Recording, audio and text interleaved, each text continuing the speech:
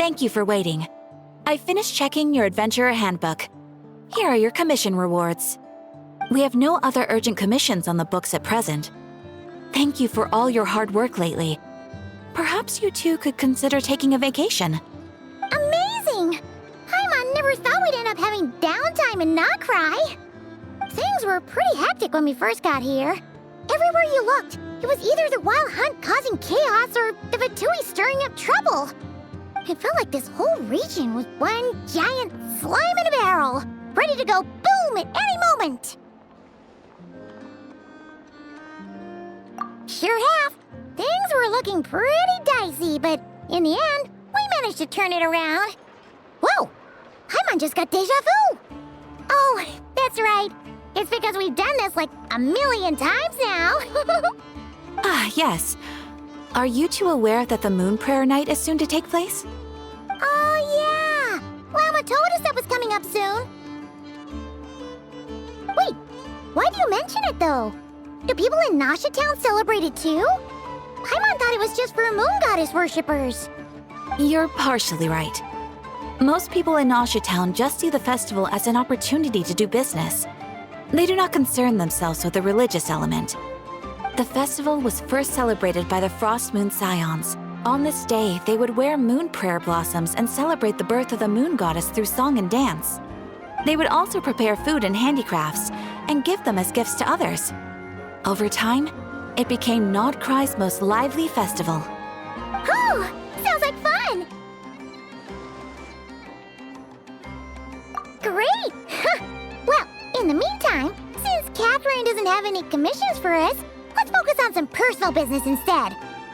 When we first got here, you mentioned that this was where your spaceship landed? We didn't get to follow up on it at the time, because we got wrapped up in that whole rare situation, but now we can finally start investigating it properly.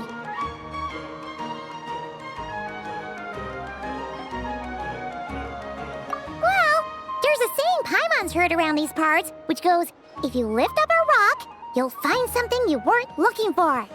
By that logic, you'll never find what you're looking for while you're searching, but the moment you stop looking, it'll jump right out at you.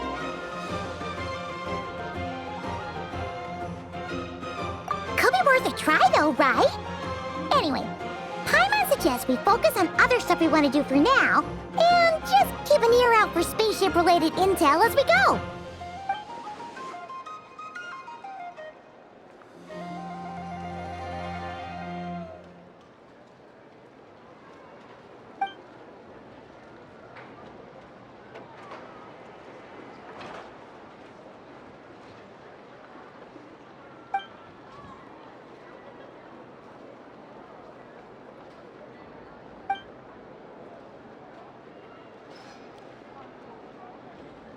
What's wrong? You look super serious all of a sudden. Huh? Paimon gets why you'd be concerned about Columbina, but what does the doctor have to do with anything? Oh, that's true. And now that you mention it, we're definitely overdue for a showdown with the Fatui. It is weird that he hasn't shown himself this whole time. What could he be up to? True. Paimon would much rather deal with Marionette anyway. She says the meanest things, but when it comes down to it, she doesn't seem like a bad person. Maybe it's the pressure of being a Fatuse? Especially as a Harbinger. Does she feel like she's gotta act tough to keep up appearances or something? But then, every time we headed out with Rarier, she always wound up having to repair Polonia and her other robots. That's gotta sting. Losing face always hurts more for people who care a lot about their image. She's probably still furious about it. What? Relax! She's not even here! Huh? What's the matter? Oh, nothing. Sorry, we'll be on our way now. Where are we again? Oh yeah, Columbina? Right, yeah, let's go see Columbina.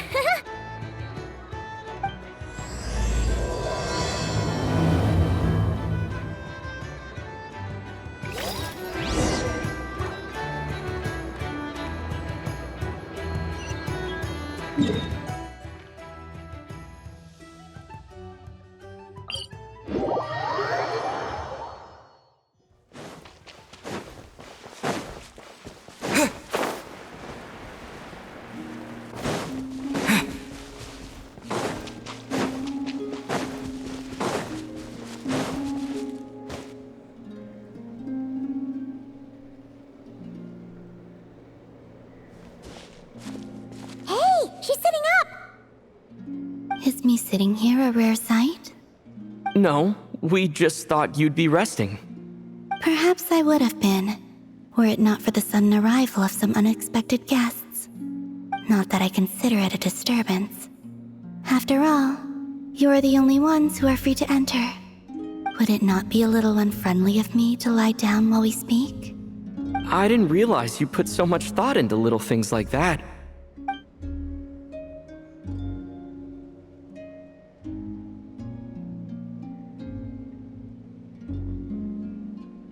Only sometimes.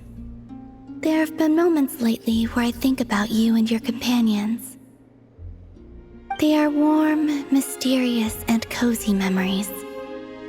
Very few of my past memories are anything like that. They say that travelers return home bearing bags full of souvenirs. But my luggage was empty, and I believed it would stay that way. Return home? So, you're still planning on returning to the moon? Yes. This planet continues to reject me, reminding me that I do not belong here. If I remain in Teyvat, there will come a day that I disintegrate. And I don't mean reduced to dust, or turned into food for the flowers. I mean, I will cease to exist entirely. Alright then. Well, we're sure gonna miss you. But it sounds like we'll have to say goodbye. How do you intend to return? The moon prayer night is soon to arrive. On that day, the moon will be closest to Teyvat. The Kuvaki in this land will reach its peak at that time. I merely need to grasp the tide, and with relatively little effort. Oh, Paimon gets it! It'll work like a slingshot! You make it sound like she's gonna get blasted up to the moon. If I did that, I suspect I would crash into the false sky. I will be using a much gentler approach. But I do like the analogy. It's fun. You see?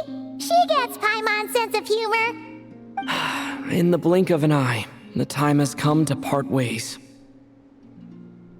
It does feel that way, doesn't it?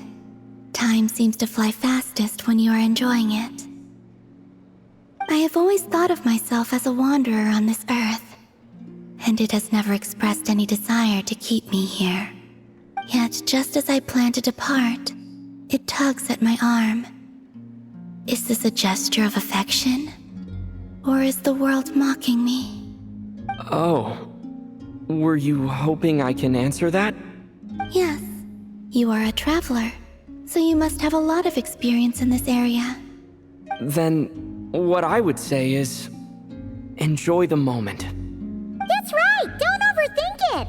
Happiness is happiness and joy is joy! The point is to enjoy it, not analyze it! I see. Then what I would say is, even though I am very tired right now, I am still happy. I can't tell from the tone of your voice. Oh, really? You don't think I sound happy? I'm just kidding. I could tell you were in a good mood today from the moment we saw you. Ah, a joke. Albeit not a funny one. Anyway, I assume you're here about you-know-what. Give me your hand. Actually, it's not that. There's something else we wanted to discuss with you. Oh, then, do you still want to give me your hand? Or not? Sure.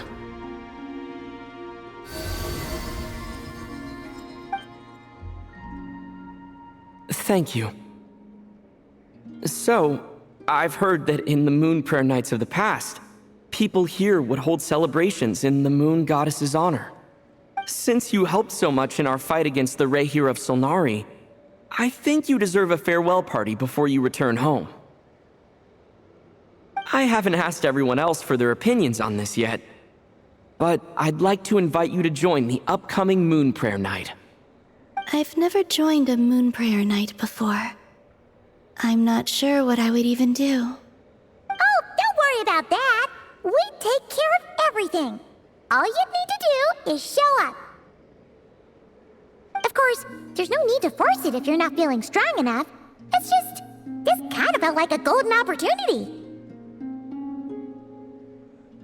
But they call me Kutar, and the Fatui have an arrest warrant out for me. I shouldn't appear in public right now.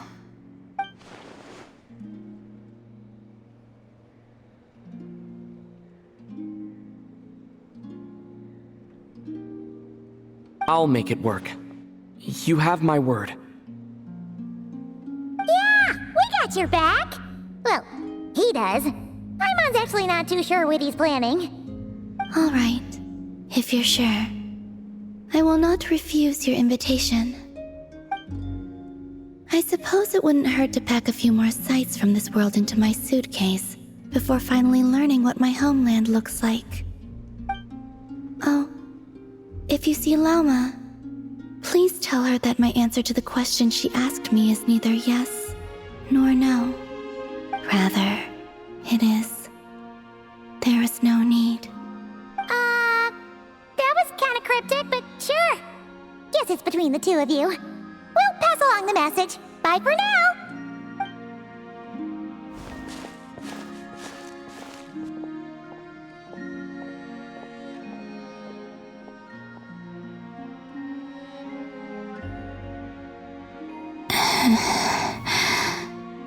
And also, I do not know.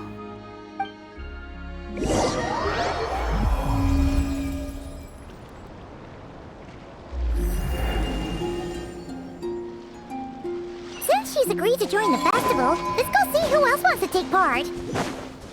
What?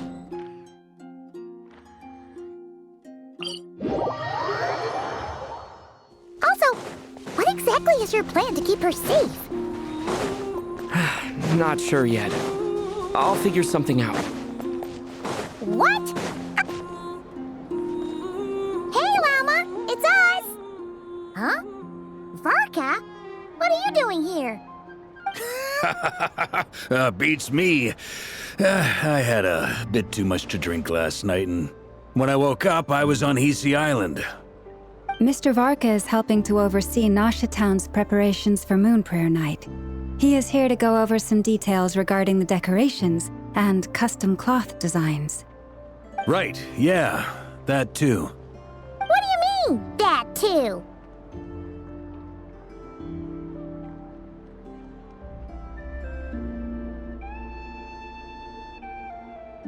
Yes, celebrating this festival is a long-held tradition here in Nordkrai. On this day, the crescent moon at the top branches of the verdant crest turns into a full moon, and the moon prayer blossoms bloom with a special radiance. Our people take these to be blessed omens. It's an especially welcome event coming off the back of all that nasty business with Rerir. Everyone got put through the ringer recently, and now they're looking to turn their fortunes around. The big shots in town all agree that a big, lively celebration is just what we need to rebuild people's faith in this place. No wonder Catherine said the people weren't so bothered about the religious element. That's right. It's become more of a local custom by this point. The celebrations have little to do with whether the religious stories behind this event are true or not. Even the Frost Moon Scions are eagerly awaiting the coming of Moon Prayer Night, despite now knowing that their past beliefs were founded on a falsehood. That's fair. It's a bit like the Lantern Ride in Liyue. It's a chance for people to enjoy themselves, not debate the existence of the Adepti. Oh, one other thing! We just went to see Columbina. We went ahead and invited her to take part in the festival this time. Hope it's okay. Wait, so... you mean she agreed to it? Huh. That's quite a surprise. Then I suppose that she intends to return to the moon on that day. Oh, yeah! It's kind of a complicated process, but basically, it's like a slingshot. I understand. In truth, I had a feeling that she might make such a decision. Well, if Kuthar has decided to participate in the festival, we should prepare accordingly. Yeah, exactly. She was saying how it could be risky for her to show her face in public. We were wondering if there was any way we could hide her. Unfortunately, the people who carved the statues did an excellent job of capturing her likeness. It will be very challenging to hide a goddess whose face everyone is so familiar with. Darn! We may have bitten off more than we can chew here. Nah, don't sweat the small stuff. We can handle that. Huh? Are you saying you have a plan? Not as such, no, but the most important thing with a festival is to keep the mood light and your spirits up. You can't go preparing for a festival with those long faces. You'll never convince anyone to enjoy themselves. The Mondstatter spirit is strong with this one. As it happens, I agree with Mr. Varka. Let's start by making our appreciation for Kuthar the beating heart of the festive atmosphere.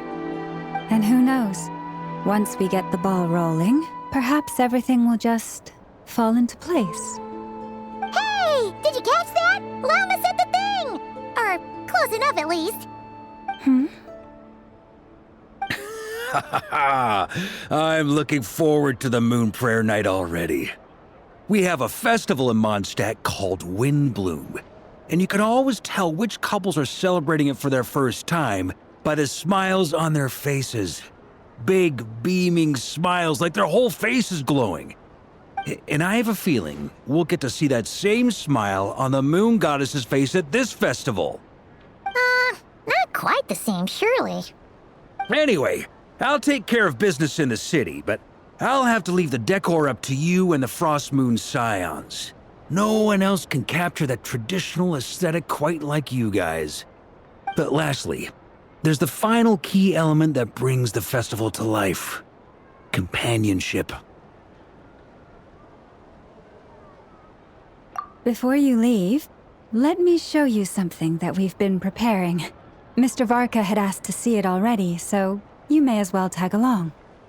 Also, I have some further questions about Kuthar's decision.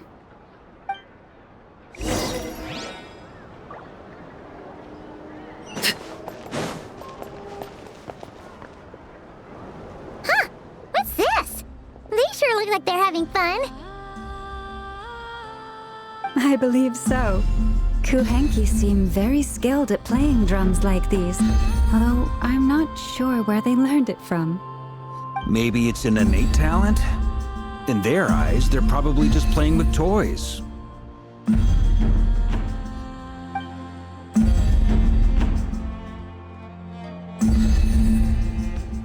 Wanatar! You wanna play too?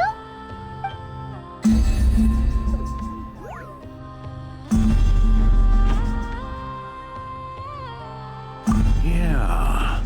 She looks more confused than anything. Maybe we can teach her next time if we get the chance.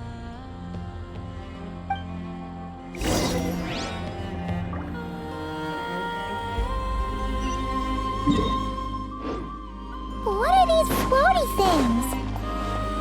Moon veils. We had... Everyone seems hard at work. They are preparing items for Moon Prayer Night.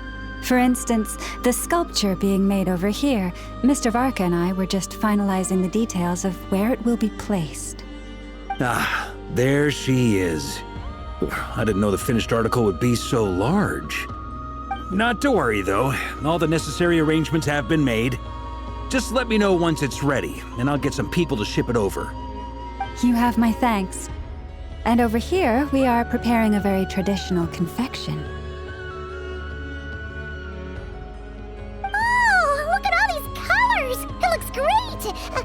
Can Paimon try one? Of course.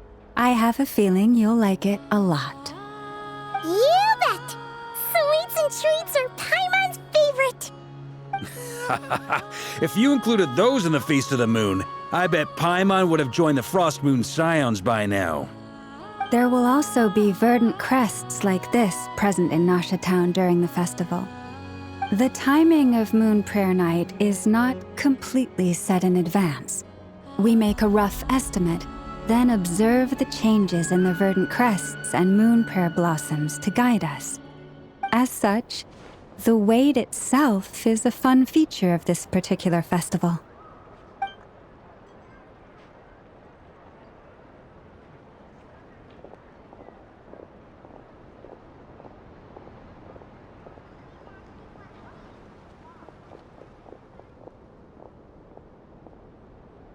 Let's talk here.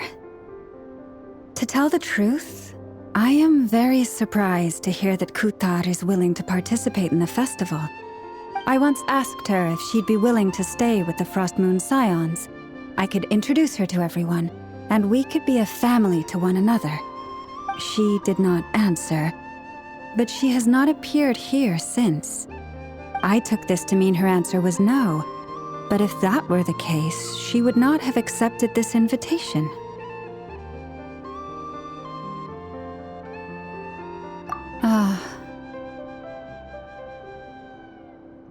I see. Maybe she is right.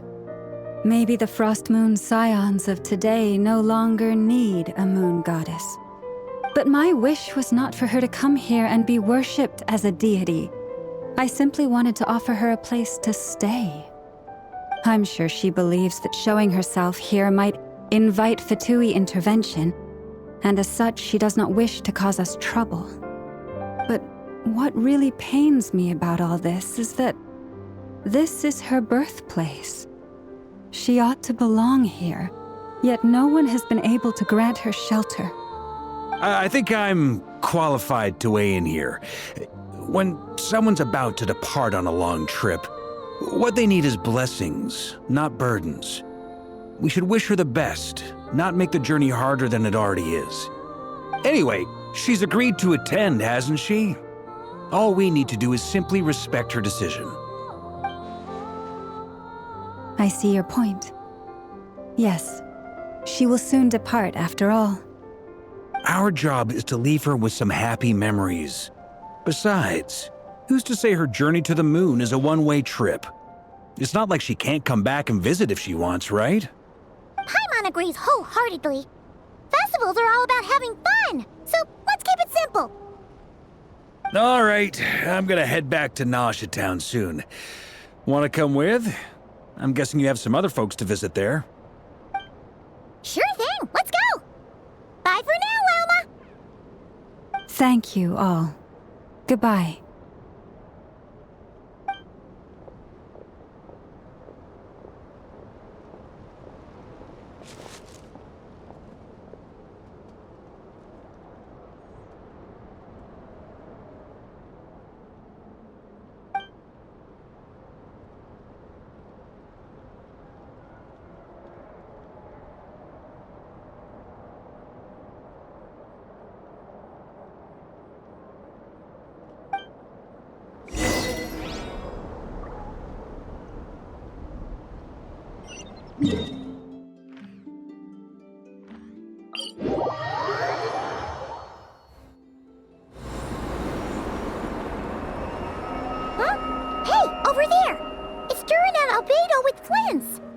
What could they be chatting about?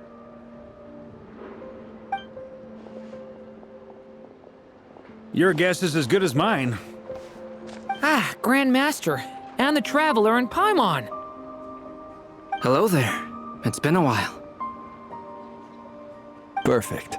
We have some new volunteers for our investigation.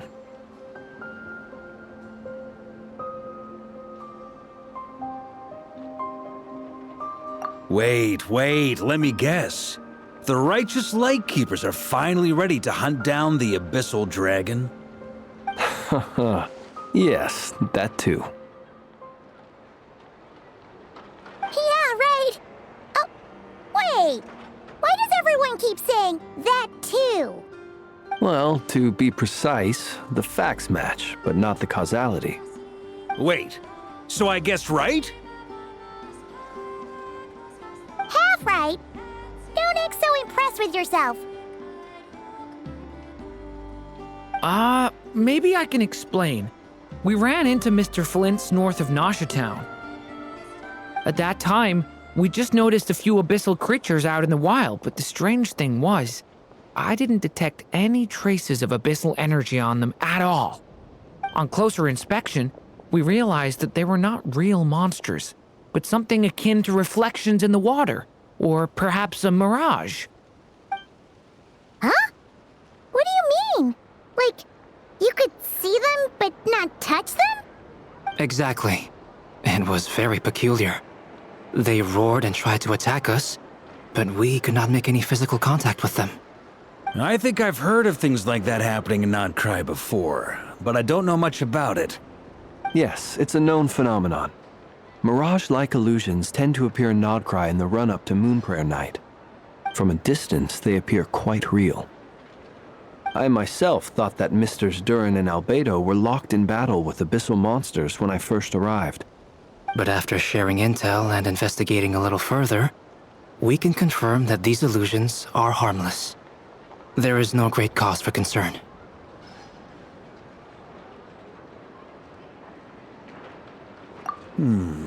All the Mirage stories I've heard are either animals, rocks, or small houses. Abyssal monsters, though? That's a first. It's a first for me, too. So I'm planning to look into it further just to be on the safe side. I intend to inspect a few more locations. What about you two? Any plans? Alice contacted me a few days ago. She'd like me and Durin to assist her with an experiment. But we lost contact shortly after receiving the message. I'm sure that comes as no surprise to anyone familiar with her. We don't know when the wind will blow, yet when the wind blows, we will know. That, in a nutshell, describes how Alice operates. Yeah, that tracks. Okay. Well, I suggest we investigate this Mirage business in the meantime. It's piqued my curiosity, and I'm pretty sure I know someone who will already be 10 steps ahead of us. Well said. Right? Whatever's happening in Nordcry, she always seems to be the first one to know. Let's go see what she knows. We can invite her and her staff to the festival while we're at it.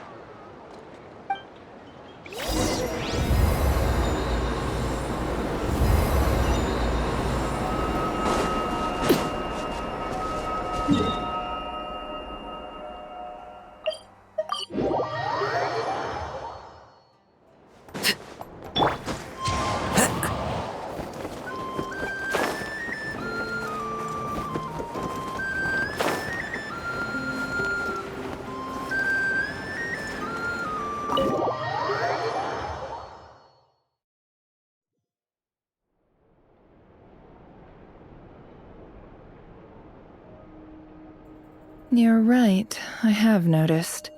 There's certainly something a little fishy about this situation. Only a little, though. Records indicate that this phenomenon can occur in the days before and following Moonprayer Night. That said, it has always been a rare sight in the past. The odds of encountering these phantoms are similar to looking up in the night sky, happening to see a shooting star, and managing to make a wish before it disappears. But this time, either everyone's getting lucky, or they're appearing far more frequently than usual. Yehoda's out gathering intel as we speak. In the meantime, let me check off some points of interest. First, the Abyss. The ones we saw seem to be abyssal monsters. Indeed. But we have identified one location where many more of them have made an appearance. And not just monsters, but human phantoms too. Given the scale and nature of the phantoms, it's almost as if someone's last memories are coming to life. Or perhaps the memories of multiple people. Oh. So you mean the phantom monsters are hunting down the phantom humans? Exactly. The phantoms can interact with each other, but we have no means of intervening. In addition, some of the human phantoms would seem to be from the very distant past. This is clear both from the clothing they wear and the stories they tell. They claim to be from Hyperborea, a name which I've heard from Lauma before. If this is true, it means they must be from 6,000 years ago. Did Paimon hear that right? 6,000 years? It sounds like this merits further exploration. That'd be a big help. I'll leave it with you, Albedo. My knowledge of ancient history is non-existent. I used to doze off every time the pre-Knights of Favonius era came up in class. It's quite a miracle that you were able to understand these phantoms' speech, given how long ago they lived. I suppose you're right. But I'll leave the archaeologists to ruminate over that conundrum. As an intelligence broker, my sole interest is in the value of the information I gather. Which, in this case, hopefully means earning myself some good favor with our dear Lady Moonchanter. So calculating. Whew, this intel broker logic always catches Paimon by surprise. Sounds to me like we could split the work up. I think the abyssal phenomenon is best left to Albedo, Flints, and me. Agreed.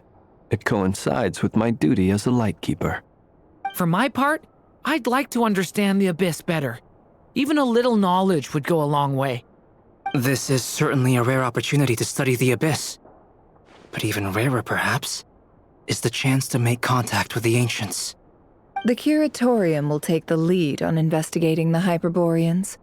We put in the work to learn what we know so far. It seems only fair that we get some quantity of exclusive intel. That just leaves our trusty team of 2 unassigned. Since you became an honorary knight, of course. This was part of my grand plan all along. Ha ha ha! Oh yeah, by the way, we managed to convince Columbina to come to the Moon Prayer Night celebrations. Would you and Yehoda like to join too? She agreed to that? Huh. Quite an achievement. Never underestimate the traveler, I guess. I'd be happy to join. No point shutting myself inside when the streets are all decked out. I doubt any clients will be visiting during the festival in any case. And Yehoda loves a party, so I'm sure she'll jump at the opportunity. No. Way to contradict me in front of... Wait, no, that's not what I have bad news, boss. So many people. All right, everyone inside, quick.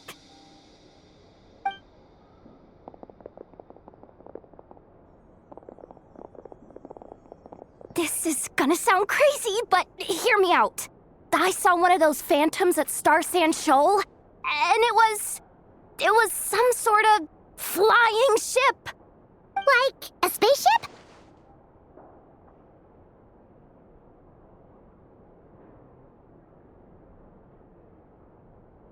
That's gotta be the one you came to Teyvat in. You said you saw the same thing through the moon marrow, right? Huh? You already know about it? Ugh, I thought I was gonna blow people's minds. Turns out I'm the last to find out. Wait, back up. You came here in a spaceship? Now my mind is blown! What's it like on the inside? Was it like flying through space? I want to know everything!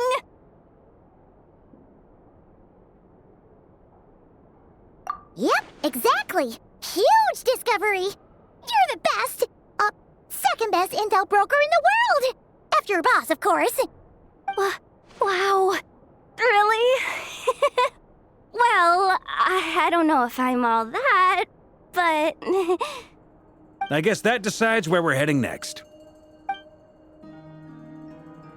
Come on, don't look at me like that.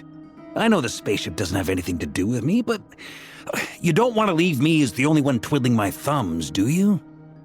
Please? Fair enough. You can tag along. In that case, let's meet back here to discuss our findings once we're done. I wish everyone a productive investigation. You too!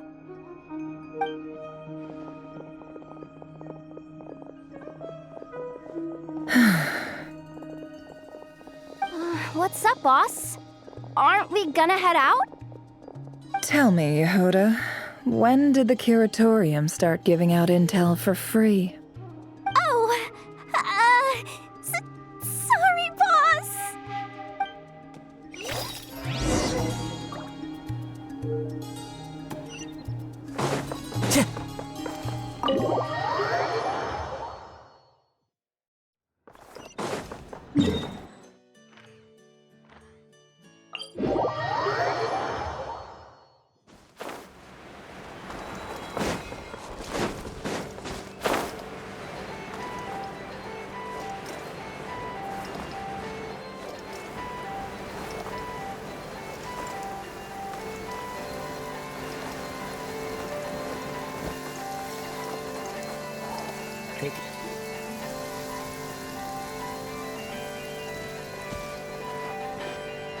Wow, what do you know? Yehuda was right on the money.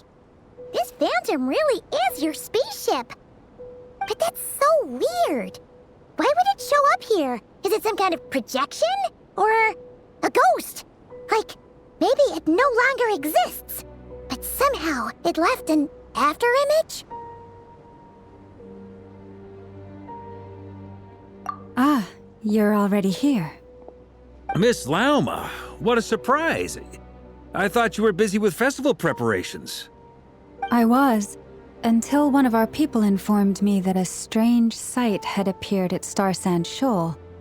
No one's ever seen something quite like this before. I thought I should see it for myself. Same here. Oh, so we heard that these things appear around the festival period.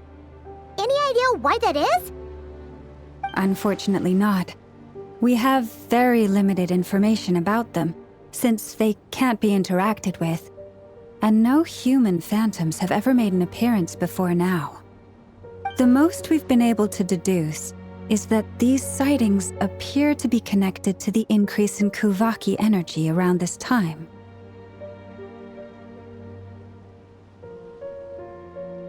Yeah, seems like that's all we can do. This is all so confusing. Allow me to lend you a hand.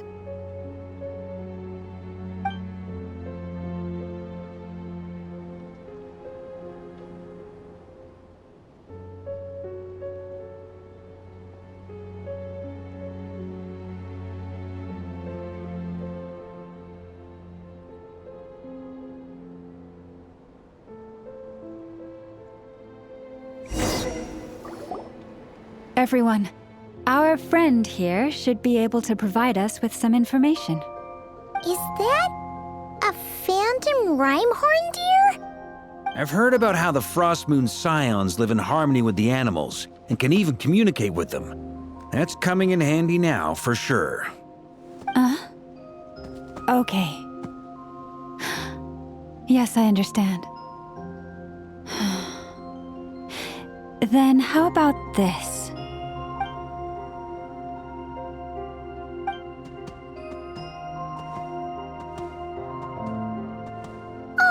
It's leaving! It appears to share our curiosity about this giant spaceship, so I asked it if it wouldn't mind investigating along with some friends. In return, I told it about some nearby spots where the wild fruit grows abundantly. We may live in a different era from these phantoms, but I trust that the terrain, climate, and ecology here are more resistant to the effects of time than some things are. Let's give them a moment. and hope for the best.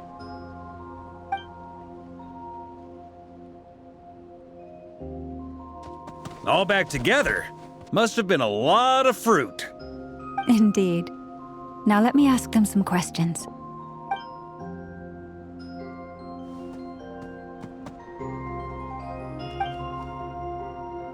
It did find a lot of wild fruit, enough for them to feast for a long while. This puffin circled in the air several times, but didn't spot anything out of the ordinary.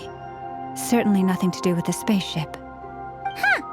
Well, it definitely makes sense to get a bird's eye view. Indeed. Other than that, I was also thinking that the world these phantoms see is also different from ours. Oh, I get what you mean. The wild fruit exist in both times and spaces, but there might also be things that only exist in that space-time, which we can't see. Good point. Great thinking, Llama. Blunthorn rhinos can use kuvaki to shift great rocks, but this one says it couldn't get that ship to budge by even an inch. The sniffer mole tried too, but despite being a skilled digger, it could not get through. They say that the spaceship looks robust and undamaged. It seems completely impervious to any and all attacks. Whatever lies within is well defended from harm. So, just like us humans, there was nothing they could do about this spaceship either. Yes, still, they deserve our thanks. We are grateful for all your efforts, dear friends. Now go, and enjoy your feast. I've noticed some other human phantoms gathered nearby.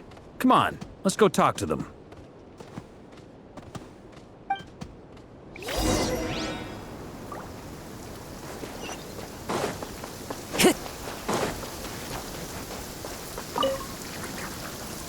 What is this thing? I've never seen it move, and there's no way to get inside. Goodness knows. My grandpa says it's been sitting here at least since his grandpa was still alive. What about his grandpa? Did he say anything to your grandpa's grandpa about it? Huh? I don't know. In all likelihood, it was here back then too. Hard to imagine something this huge could move. Guess that means that as far as they're concerned, this ship's been around a long time.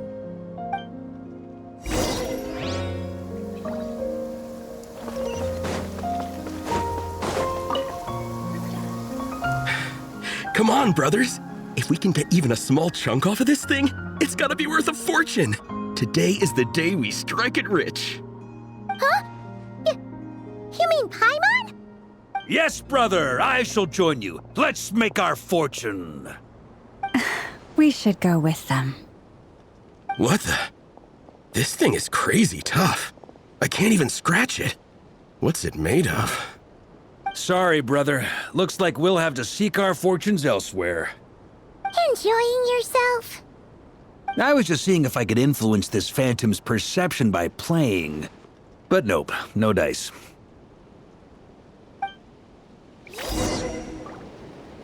I'm sure we're all starting to build up an idea of what's going on here now that we've spoken to some of the people. These phantoms are reenacting real historical events in Nordcry. It's almost like we're in some kind of interactive stage play. We can talk to the actors, but the plot is fixed and we can't influence it. It makes sense. History is set in stone. The objective facts of the past cannot be changed. Paimon totally thought you were just goofing around earlier. But actually, you were doing some serious investigating. Of course I was. Anyway, at this point, I think we're forced to conclude that although the Phantom spaceship is right there in front of us, we aren't going to learn much about it from these people.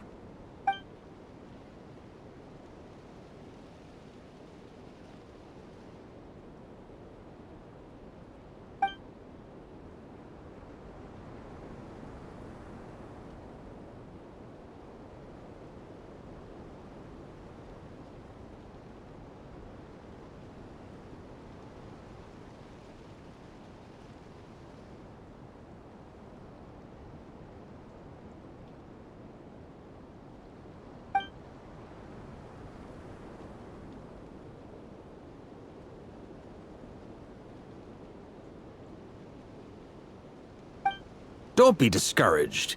If nothing else, this is proof of the ship's existence. And think about it.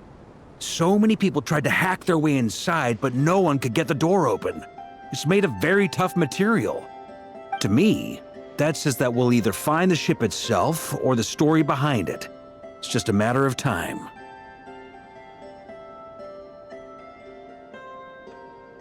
Huh.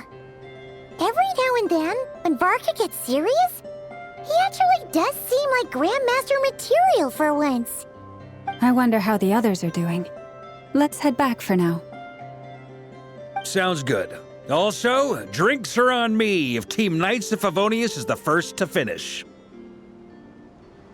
Wait, we have a team name now? Am I in Team Knights of Favonius as well? You're very welcome to join. We've even got a cathedral ready for you. Isn't that technically blasphemy? You wouldn't dare make a joke like that if Barbados was in earshot. Nah, I'm sure Barbados doesn't mind a little harmless blasphemy once in a while.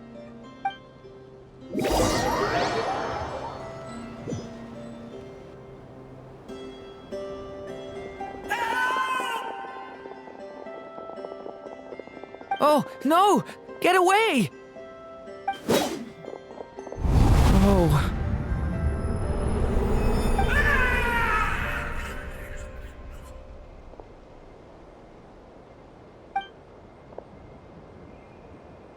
I know it's hard to stomach, Mr. Durin.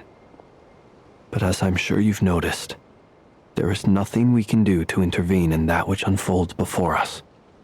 But we have to at least try. And try you have. But are you aware of how many unsuccessful attempts you've made now? I wasn't keeping count. I'm afraid this is the 39th failure so far. Or the 5th if we're only counting this particular victim. There are no indications that these phantoms may be altered in any way. You seem to have calmed down a little. I'll make us a fire. You should rest and have some water. Feeling any better now, Mr. Durin?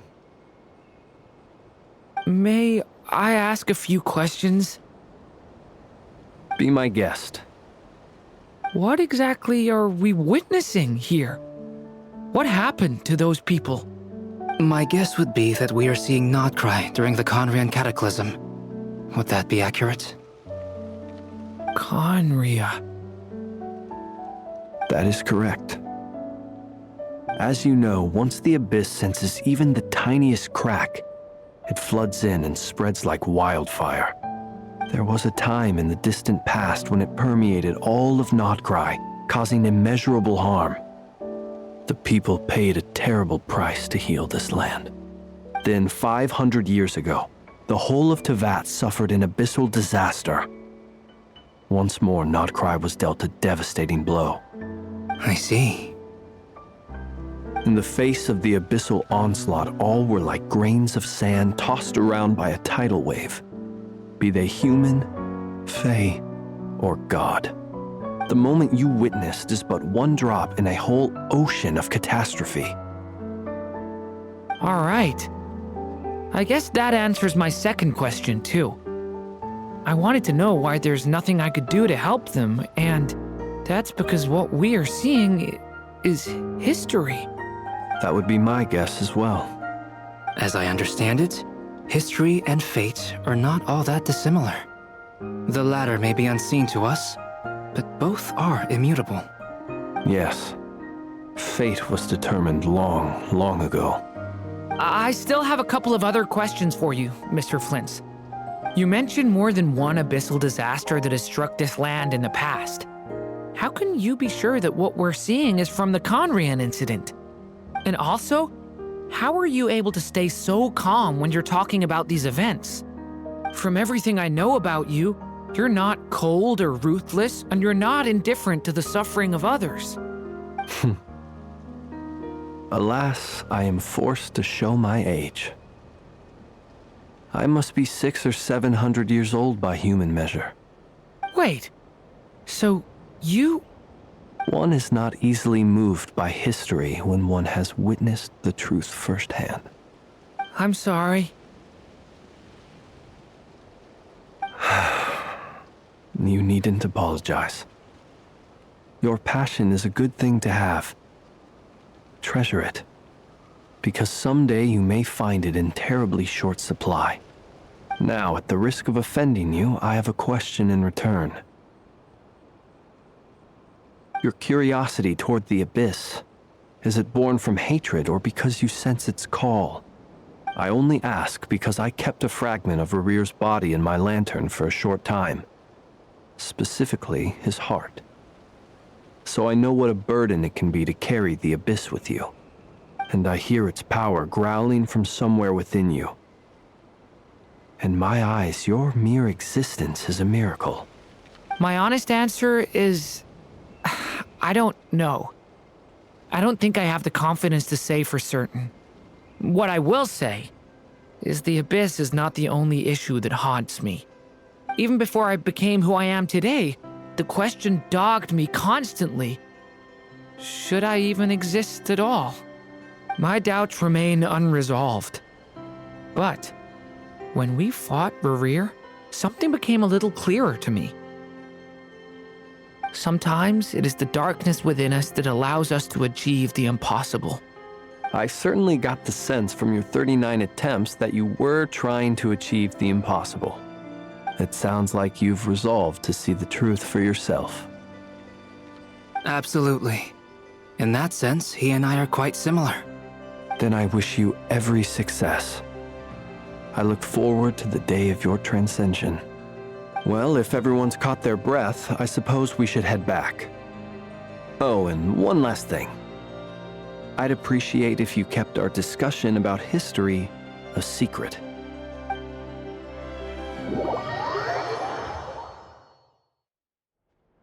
Incredibly, our separate investigations led us all to the same conclusion. Hooray for consensus! Yeah, but we barely learned anything, though. I totally thought this would be the motherlode. Talking with the ancients? I mean, come on! But nope, all we got was useless snippets of conversation. And all this stuff about moons and hyperopia. What a load of baloney. Seems like people back then had a few screws loose. I understand your frustration. We found the same issue. Each phantom only showed a very brief moment in time. There isn't much value to be found in these miscellaneous fragments of a civilization's history, no matter how glorious it may have been. If there's a silver lining, it's that these phantoms are harmless to the present reality. They shouldn't get in the way of the festivities. Paimon agrees. And not just because it's the first thing she understood in this whole conversation. You look disappointed, Nefer. Is something the matter? What do you think? We all worked our tails off, but the only one to gain anything from it was you, Lady Moonjanter. Well, please do share the Hyperborean records with me. I will gladly inscribe them in our people's documents. Oh, duh! Yeah! That was it! Hyperborea! Hyperborea. I'm serious. Only an expert in the Frostmoon Scions and their history can turn these records into valuable research material. The alternative is to let them gather dust on the Curatorium's storage shelves until the pages turn yellow. Nefer, you're wise enough to know that cooperating and sharing the profits is the best course of action here. Well, that goes without saying. Sure, let's do that. Huh? But didn't you say we aren't supposed to give out intel for free? Sorry. Shutting up. Now is not a good time to push Nefer's buttons. Anyway, back to Moon Prayer Night. I'm thinking that we should prepare something a little special, aside from the usual decorations and so on. You mean a parting gift? Can't go wrong with food. Although, Does food go bad on the moon? Perhaps a lantern would be a better choice. It might be dark up there. It could prove difficult to light a lantern on the moon. Magical stones might serve that purpose better. What about a clockwork mecha model from Fontaine? I've got a whole bunch at home. I use them for fighting practice in my free time. None of these sound like things she would be even remotely interested in. But we don't interact with her enough to know what she likes. Yeah. It would really save us the guesswork if someone could find out what she's into. Wait, what the? Traveler? They're all looking at you.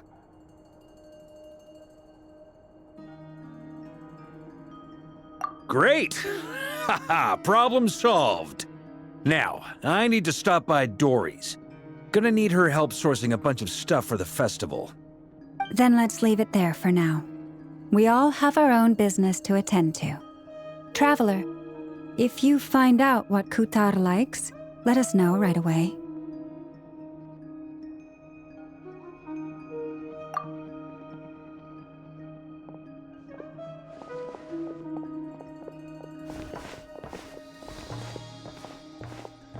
Is something the matter? I'm fine. It's just... I'm still feeling a little rattled after witnessing the horrors of the abyss. But it's okay. This is something I have to work through. I'll be all right. Thanks for your concern. Well, don't put too much pressure on yourself. If you ever feel like something's wrong, physically or mentally, we're here to talk. Come on. Stop treating me like a kid.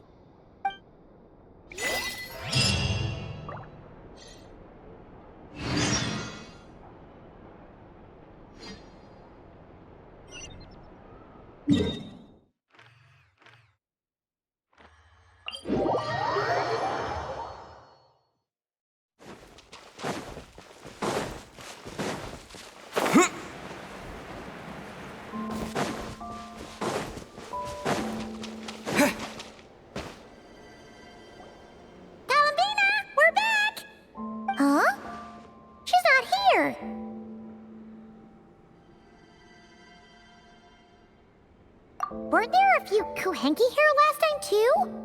Where did they all go?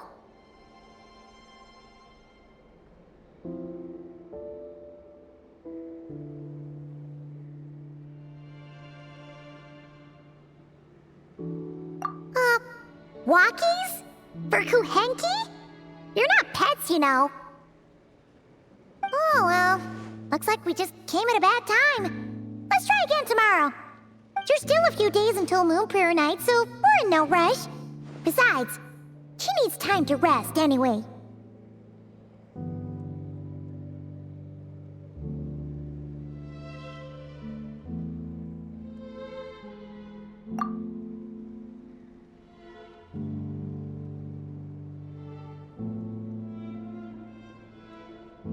Kalamina! Are you back yet? Oh, how strange. Looks like she still isn't here.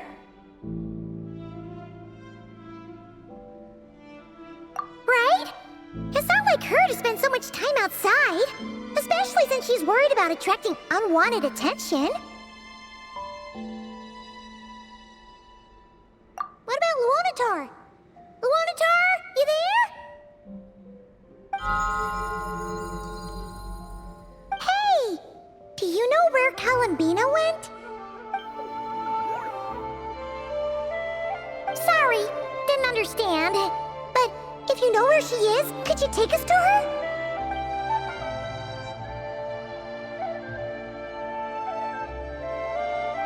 Yeah, that's even stranger.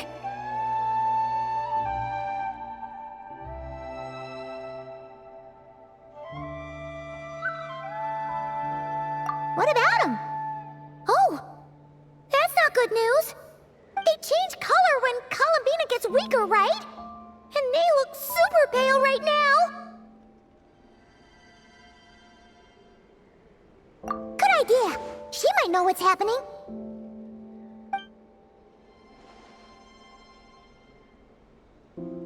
Velma! Ah, it's you. How is Kutar? Is she okay? No, she hasn't. I came here to check on her after I noticed the flowers had changed color. Based on past precedent, she must be very weak right now. Even getting up to walk would be a struggle. It seems unlikely that she wandered off outside. Not to mention that she doesn't do that at the best of times either. So yeah, this is super weird.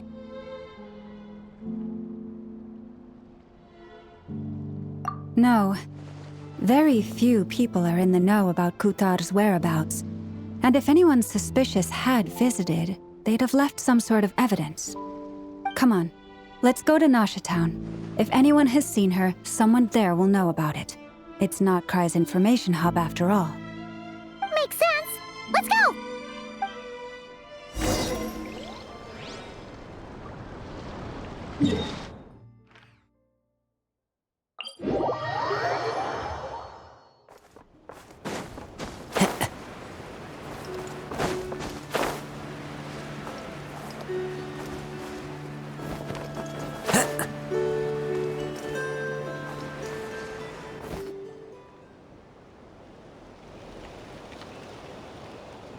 Moment.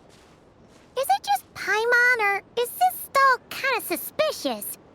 It's never been here before, right? No, I don't recognize it.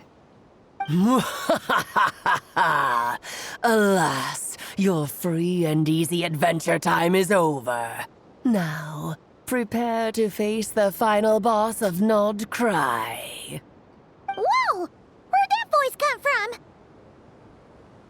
Not sure. But it's definitely hostile. No, not that way. The final boss is right here. The sniffer mole? That's the final boss? Surely not. Also...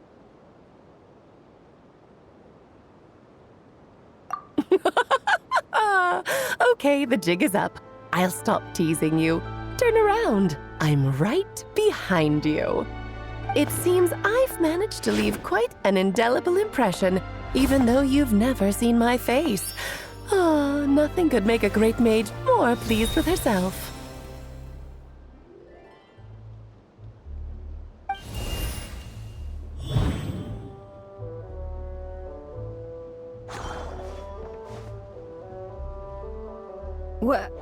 What is going on?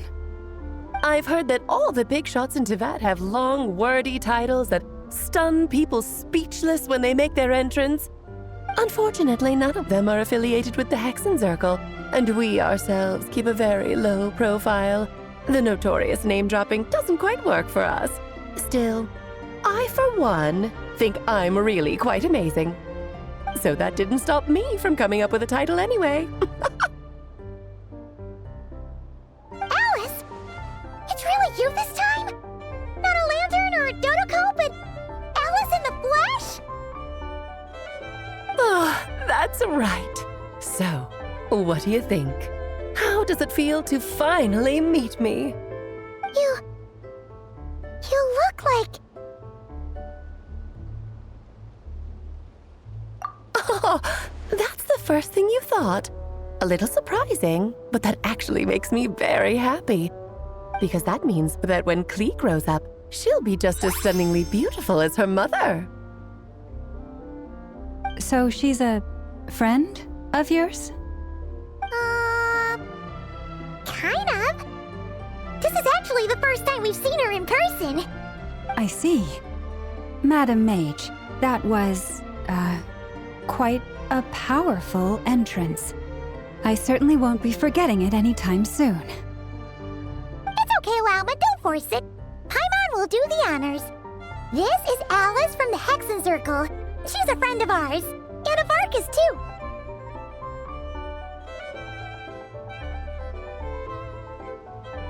That's right. She's a good person, just kinda unpredictable. Well, what is the human heart if not unpredictable? Hmm? If we could not do as we please, how would we differ from machines? I am Lauma, moon chanter of the Frost Moon Scions. It is a pleasure to meet you. Oh, I know. Before you got here, I spent a good, 15 minutes getting up to speed on Nordcry's present situation. In other words, I've read the whole in the last episode part, so we can skip the pleasantries. Fair enough. Well, Miss Alice, I can already tell that you have quite a unique personality. He'll get used to it. Paimon sure is. So anyway, what are you doing in Nordcry, Alice? Oh, I thought I told you already. This time, I'm the final boss. And what a formidable foe I shall be. Powerful, confident, decisive, and good luck finding my weak spot. You will never succeed. Oh, drat! My one weakness, and you found it in an instant. Fate has been dealt a devastating blow. Thus falls the great Dodo King. Why are you playing along with this nonsense? For funsies, of course. What's wrong, Paimon? Are you disappointed in me? Am I a gigantic letdown? No, it's just... you seem like a busy lady. And this is the one time you've shown up in person. Paimon figured it would be for something more high stakes than just goofing around. You're quite right. I'm here in Nordcry because something big happened. Something big enough it caught the attention of the Hexen Circle. It concerns the 3 moons, Teyvat's borders, and of course, the moon goddess you are currently searching for. Kind of. Why don't we discuss this over a pot of tea? My main reason for coming on this trip to Teyvat was, of course, to have some fun. But I do technically have a job to do as well, namely, maintaining the stability of Teyvat's borders. I'll skip over the complicated parts, but to sum it up, abyssal energies are all that lie beyond Teyvat's border. We'd find ourselves in a real pickle if they ever made it through. And the phantoms you've been seeing are a sign that the border has been disturbed. No wonder they tend to show up around Moon Prayer Night. Is it because the real moon is now so close to us that its power can cross the border? In part, but only a negligible amount passes through. Just enough to influence the verdant crests and so on. And as you've noticed, there has been an unprecedented number of phantoms appearing this year. The influence of the moon beyond the border cannot explain this. No, there is another far greater factor at play. The trilunar syzygy. A trilunar syzygy? Eons ago, before the heavenly principles came to Teyvat, it was the then 3 moon goddesses who controlled the laws of this world.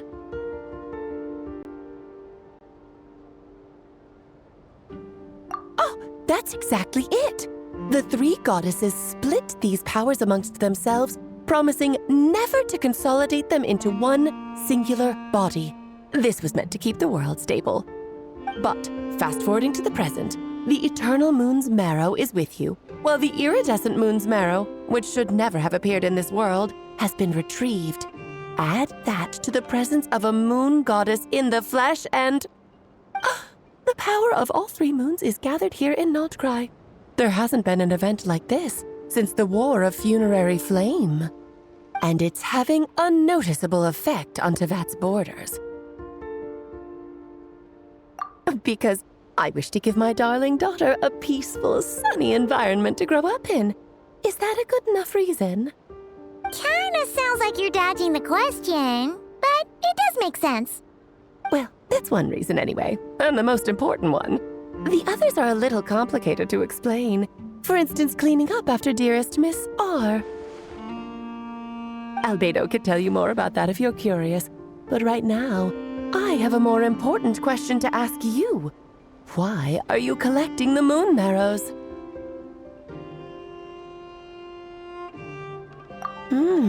I see. Nicole told me about that legend once. Nicole? You mean Mage Anne? Oh, so you remember. Yes, of course. That was a story about fate, her area of expertise. But back to the story of our dear moon goddess. I'm afraid her intended method of returning to the moon is unlikely to work anymore. What does that mean? She may be missing, but she hasn't gone anywhere. She has disappeared.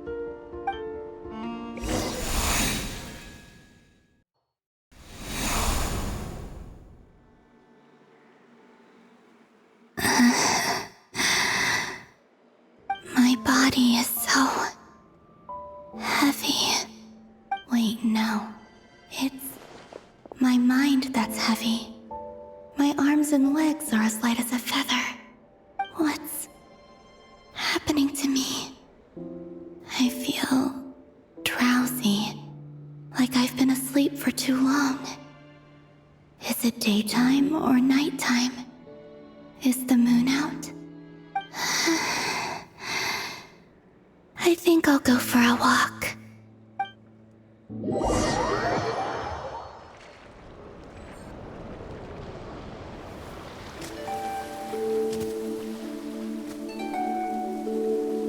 Are you out for a walk too?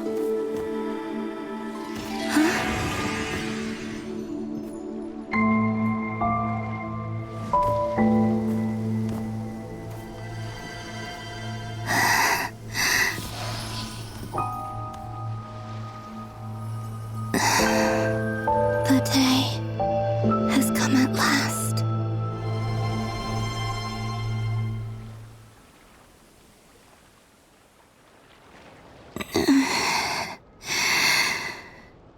Have I grown so weak that I can't even sustain my physical form?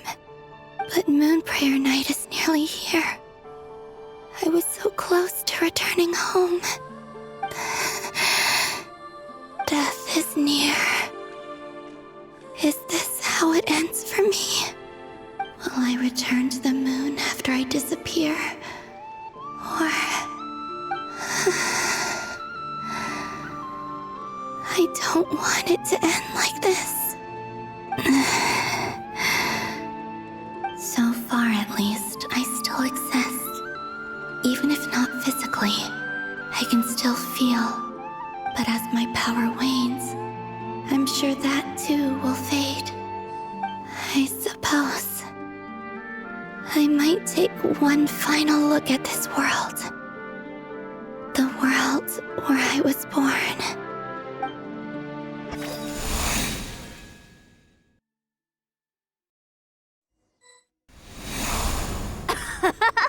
Come on! Come on! Wait for me! The Frost Moon Enclave. How much it has changed since I was born. These decorations, they're so heavy. It's times like this when you kind of wish men could be priestesses and acolytes. How fascinating. I've never had the chance to be privy to people's private lives in this way. In the past, people would get so solemn and serious the moment I showed my face, like they were frozen stiff. Karina, Lametti, it's time to eat. Coming! I want to watch them a little longer.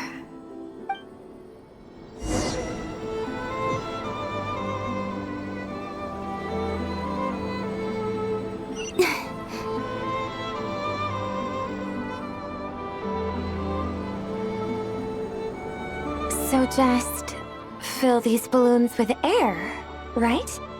Yep. Try a couple now to test things out. The rest can wait till Moon Prayer Night. Think fast. Rita! Teasing an acolyte of the Frost Moon Scions? Surely that's a punishable offense. Take this!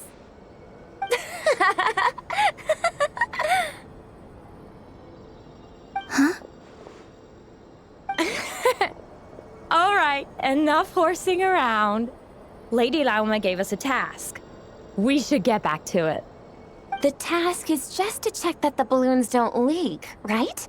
Doesn't matter if we fill them with air or water. Yeah. Okay, you got me there. And you got me there.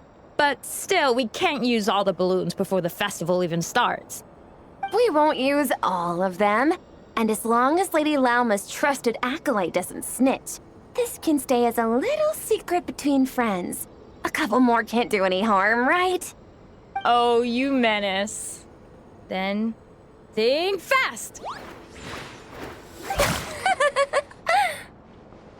Is pumping a balloon full of water really so much fun?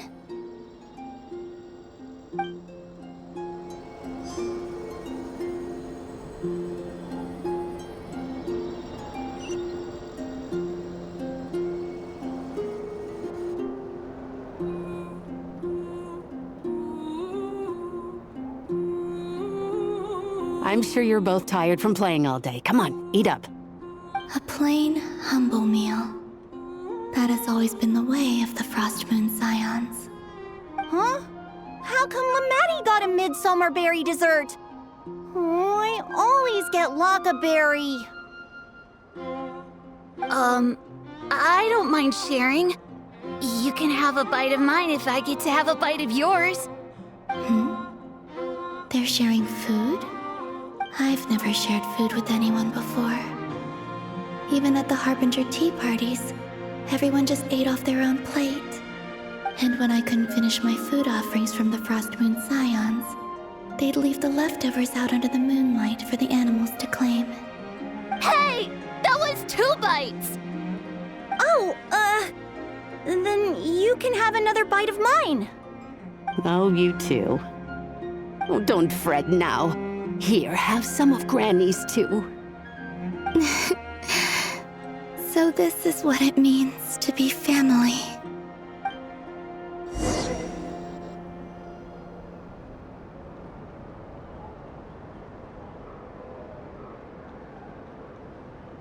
I'm seeing so much that I'd never usually get to see. They'd never act like this when I was around. It's nice, being able to just watch people in peace in these final moments. What a rare opportunity. I think I'll go take a look around Nasha Town, too. Maybe the Traveler will be there.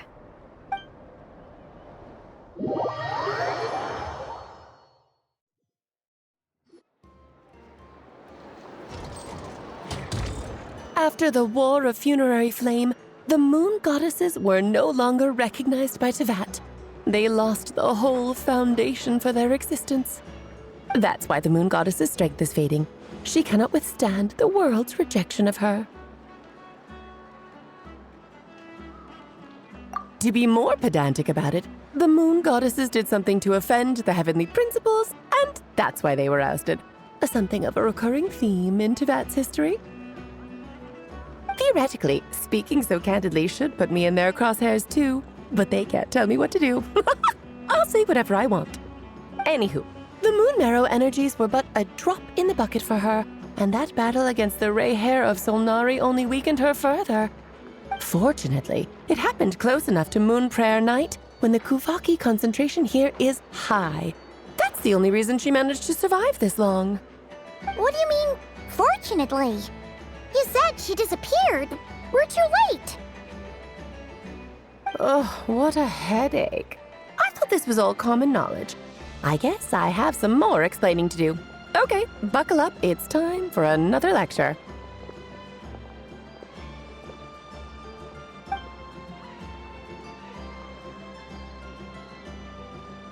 Now, I said earlier that the moon goddesses lost the foundation for their existence. The reason for that has to do with the natural order. Basically, the rationale for their existence in Teyvat was lost. The same logic applies to the present moon goddess too. Consider her existence so far. Her comrades in the Fatui called her Damselette. And she was worshipped as Kutar by the Frost Moon Scions. But these connections have now been severed, whether by her hand or yours.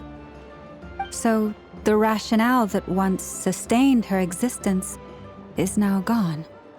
Wait, we did that to her? Oh, well, strictly speaking, yes. But let's not start pointing fingers, shall we? I'll only end up as the big bad villain, and that's not the kind of final boss I want to be.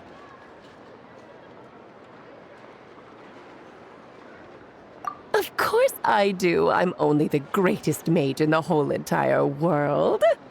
Now, if you wish to find your moon goddess, there are two problems we need to solve. Firstly, we'll need to strengthen the connection between her and Teyvat, at least enough to sustain her until Moon Prayer Night. Strengthen her connection. But does that mean I'll have to rally all the Frost Moon faithful behind this? I'm afraid a bygone faith and a former home won't be of any help to her now. Do you know her name? Her name? Yes. Names are very important things. A name is a fundamental concept that anchors one's entire existence. Then your first job is to find it. As a moon goddess, I'm sure she must have a name she identifies with. Neither Columbina nor Kutar is her true name, and she's never really accepted either of them. So, finding out her real name is enough to sustain her existence? Yes, I know it sounds like a small step, but every journey begins that way. So for now, that's all we need to focus on. The second problem is with her plan to use the moon marrows to return to the moon. Unfortunately, piercing through the false sky will take an enormous amount of power. Given her current condition, she won't be able to provide anywhere near enough power, even if she recovers her physical form. But no need to fret. Nicole's the expert in this field, and I'm sure she'll figure something out. Wait, Mage N is going to help us out too? That means we've got 2 Hexen Circle mages on the case. This is turning into a pretty big deal. Actually, this is more of a side quest for me. Like you said, I'm a busy lady, so I can't stay for too long. I'll have to return to Teyvat's border soon.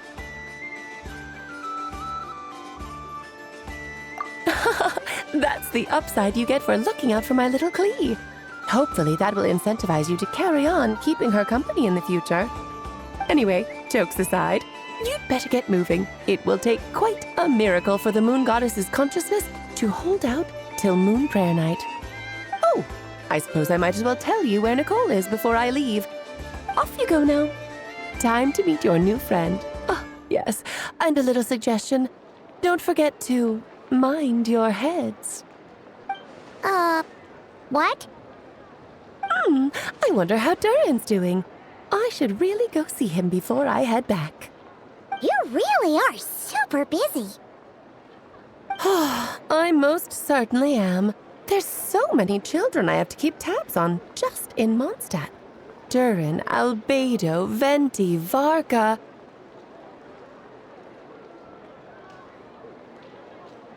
Klee didn't make the list, huh? Of course not. Klee is my pride and joy. I have no qualms about her, because she's the best child in the whole wide world. Yep. Klee's a little angel. I'm glad you agree. Well, all the best. See you when I see you.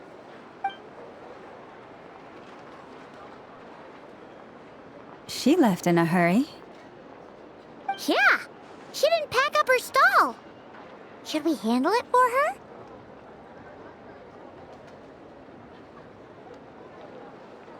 I must say, I'm now very curious about her daughter.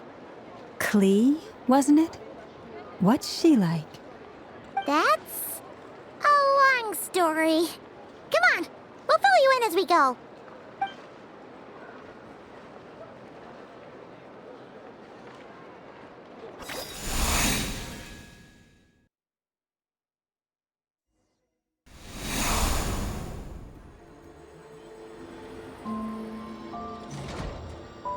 What a lively place. I've never experienced Nasha Town like this before. Hey, you old geezer! Your hammer's rusted through! Who are you calling old geezer? Are they quarreling? I'm looking right at him! You've really gone downhill since giving your daughter free rein in the workshop. Can you even swing a hammer anymore? It shouldn't take you days just to fix a single chair! You might as well use that hammer to massage my back for all the good it's doing. Don't run your mouth, or you'll get a back massage that'll put you in bed for the rest of your life. Look, the materials haven't arrived yet, all right? You know how busy it gets in the days before Moon Prayer Night.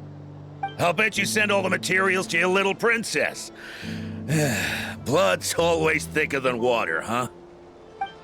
All right, you've made your point, Uncle Koski. As soon as the materials arrive, fixing your chair will be the #1 priority. And Dad, if you've got time to chat, why don't you lend me a hand, See? Lolka knows what the score is. I guess they're friends. But the way they spoke to each other was so ugly. Then again, it wouldn't be the first time I've seen something like this. Columbina! Sing outside my door in the middle of the night one more time, and I'll unscrew your vocal cords. You hear me? Oh, Sandrone. So that was her way of trying to be friends with me. What a pity. I won't get the chance to say any ugly things in reply.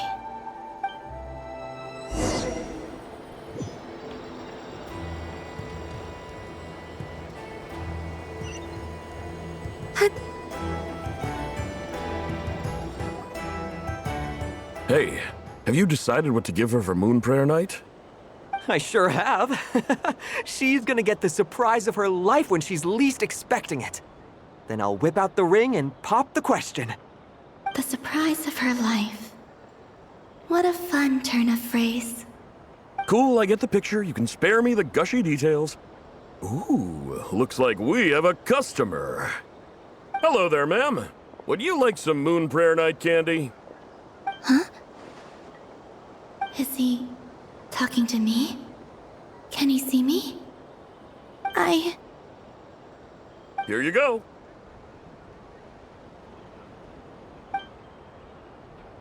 Oh.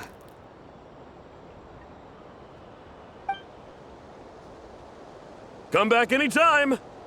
Right. Now, where were we? I don't know why, but I still held out hope.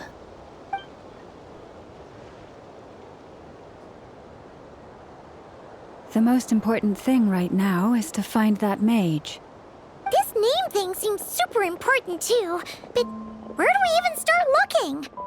I'd better go pay the Fatui a visit.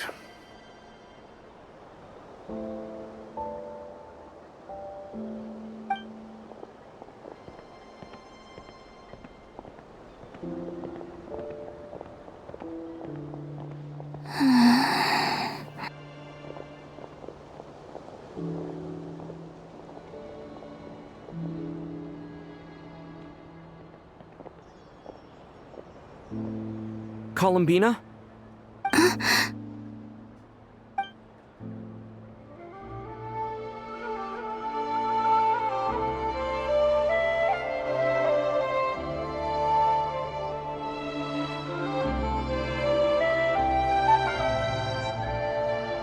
Traveler? Let's go! This is no time to be spacing out!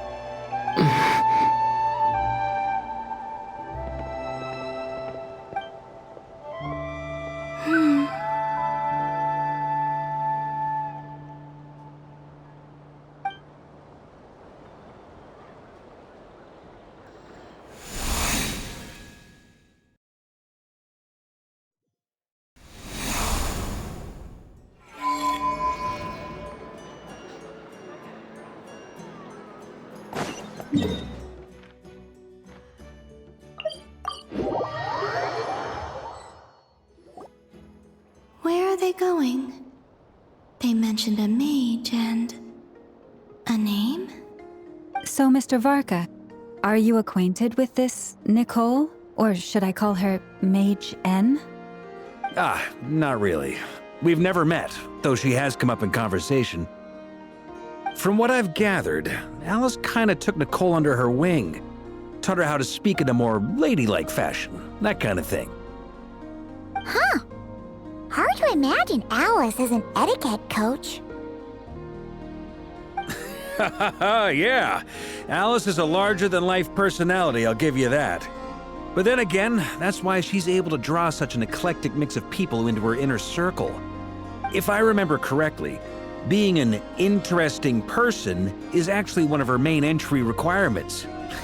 So, if you ever wanted to join the Hexen Circle, I'm sure you'd both be eligible to apply. Hey! Don't go around making promises on Alice's behalf! I wouldn't dare.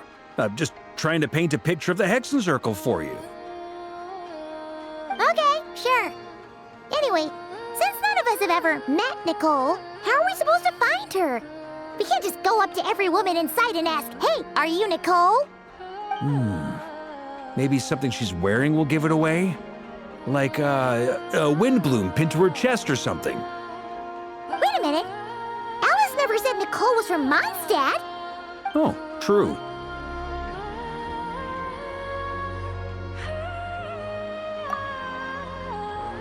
That would be this young lady, then?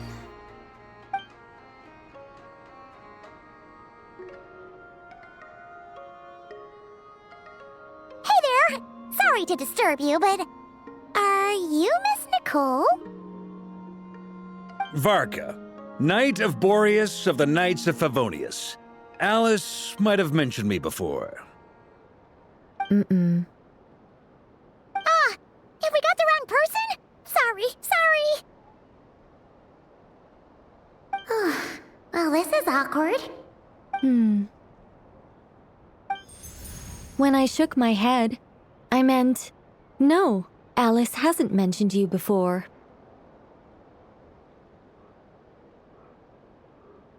Huh?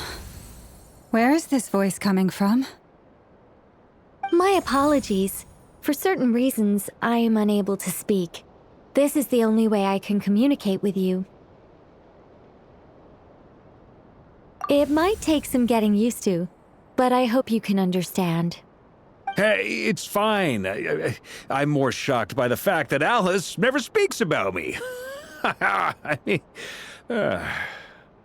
As for you two, we have crossed paths twice before, but it is nonetheless a pleasure to finally meet you. It's really you! Thanks for all your guidance in the past! You're quite welcome. This time, things are different. We have reached the unwritten pages of the story. You might say that we stand at the crossroads of fate.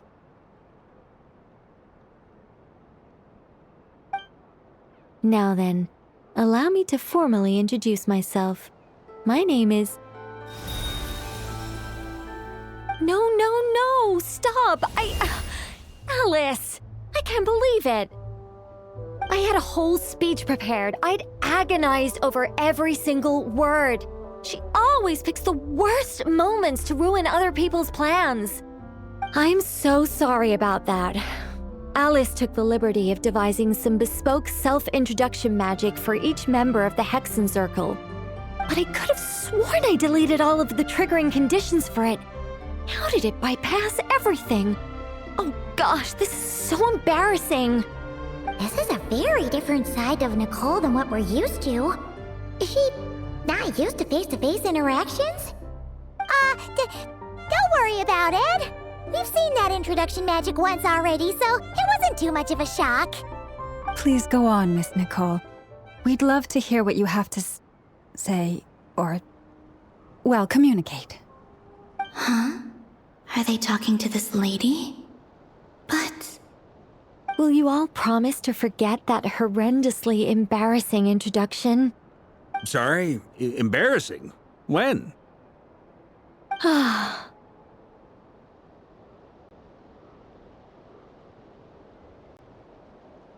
Yes. My name is Nicole.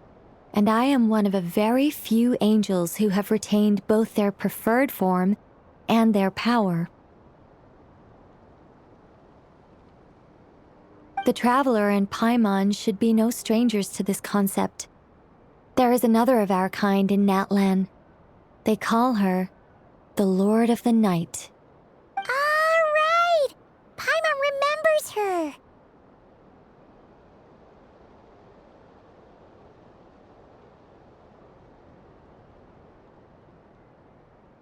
Yes.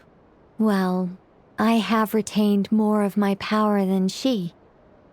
It's because I don't have a long-term duty to fulfill. To be more specific, no. We'll be here all day if I get into the specifics. Moving on.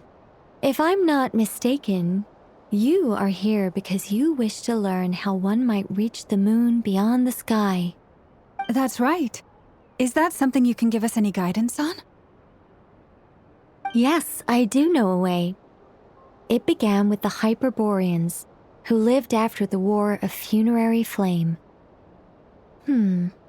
Blank looks. Maybe I should start with the background of the war. Or maybe not. It shouldn't be an issue. I'll fill in the gaps for you when we have more time. Anyway, after that war ended, the three moons retreated to beyond the false sky. The Hyperboreans were humans I once aided. They accepted the civilization and creations bestowed upon them by the angels. But despite accepting many blessings of the angels, many among them still held on to their faith in the moons. They were reluctant to accept the new order, even after the War of Funerary Flame. They sought to contact the moon goddesses beyond the sky and receive their guidance. But all three had passed away by that point.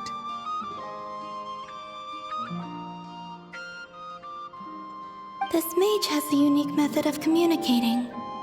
Is she talking about the moons? Yes, but they did not know. And so, still they prayed for the moon goddess's mercy. After building titanic structures that consumed vast amounts of Kuvaki, at last they glimpsed the moons and heard their voices. But of course, they were gravely disappointed. For it was then that they realized the three moon goddesses were dead. Oh, that's such a sad story. It is. Humanity was in a very sorry state at that time. The angels who had once aided them were gone, and the War of Funerary Flames had left them homeless and destitute. Just a second, I gotta ask. How relevant is all this history to the task at hand? Well, I mean, it's... Okay, it seems we've drifted into irrelevant narrative waters. It's been a while since I've had the chance to speak inside someone's head. As soon as I got started, I lost control and the words just flowed out like a waterfall. What I'm trying to say is... Right, yes, that's it. The relevant part is the ritual created by the Hyperboreans. The fact that they bypassed the false sky and saw the true moons implies that they successfully built a connection between Teyvat and the outside world. Which means, with enough Kuvaki and a sufficiently stable connection, it should be feasible to send one person over the border. Okay, so they built some kind of portal? Oh, yes. A portal. Yes. Is something wrong? You sound disappointed. I just didn't expect you to summarize it so well. It turns out I could have said all that in one word, if only I'd managed to think of it. No, please, it's fine. This is invaluable knowledge. I'll be sure to record and preserve everything in writing. Oh, really? Well, in that case, I suppose I could backtrack and add some more detail. I did gloss over a few things so far. Whoa, time out. Let's summarize what we've got first. The Hyperboreans were the last ones to use this method, right? So we somehow need to find whatever structure they built and make sure there's enough Kuvaki to power it up. Luckily, we have the moon marrow of both the eternal and iridescent moons, so we're all good for Kuvaki. Which means the key issue we need to focus on is finding the place. Am I right so far? Yes. Although I expect the structure is long gone by now. That said, what if we could take advantage of the phantoms to travel back to a time when it still existed? Well, travel back isn't quite accurate. It's more like we'd be creating a handshake between 2 points in space-time. We wouldn't even have to pick a time when it still existed. It could just be a time when it still appeared in phantom form via projection, or we could project our own phantoms, fold them together, and... You look lost. Was that too hard to follow? Yeah, things got a little, technical there. Paimon's brain is reaching capacity. All right. Let me think about how to put this more simply. Okay, got it. Over the next few days, I'll search for phantoms that we can use. Once I find one that meets the criteria, I'll let you know and we'll regroup. By completing certain rituals, specific individuals will be able to enter the phantom and make it to the Hyperborean structure. If everything checks out and it looks feasible, we'll just need to wait for Moon Prayer Night, and we can send the Moon Goddess back home. I'm really skimping on the detail here. Is this making any sense at all? I think so. For now, we'll just wait to hear from you. Yes. Basically, yes. Great. Counting on you. In the meantime, we'll focus on finding the Moon Goddess's name. My name? Are they looking for a way to stop me from disappearing? Excuse me, Miss... Go on, Miss Nicole. This conversation was a little all over the place. I didn't catch your name. I am Lauma, of the Frost Moon Scions. Ah, I did wonder. I noticed that you listened very intently when I spoke about Hyperborea and the moon's history. If you'd be interested, I'd love to visit you this evening and go through it again in greater detail. Also, if you were serious about making a record, it would be too risky to simply write down the raw details as is. I would suggest some tweaks. Maybe rewrite the stories as fairy tales or fables, perhaps even prayers. Anyway, we can cross that bridge when we come to it. So, see you later then? Oh, and no need to prepare anything. Just a cup of tea will do. See ya! She seems friendly. It's just... It's so nice to find someone who's actually willing to listen. I've been dying for a chance to finally go through all this systematically from start to finish. Any longer and I'd probably start forgetting it.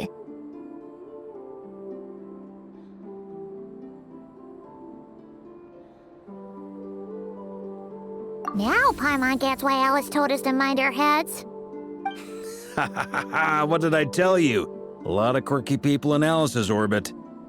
Now then, the next order of business is, where do we start looking for the Moon Goddess's name?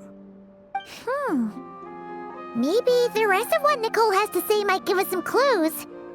Once I've heard her out, I'll summarize the salient points and share them with you all. I'm also inclined to review our other documents. Yes, our faith was first established by our Hyperborean ancestors, but many of the more factually accurate records are from after Kutar's birth.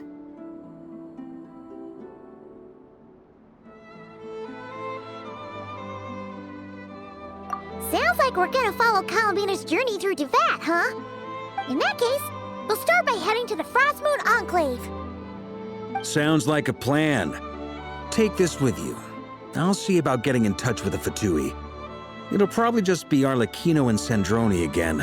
They're the only ones who would want to help. Thank you, Mr. Varka. Don't mention it. Honestly, I'm more comfortable dealing with the Fatui than prying into the details of a young lady's childhood. Catch you later.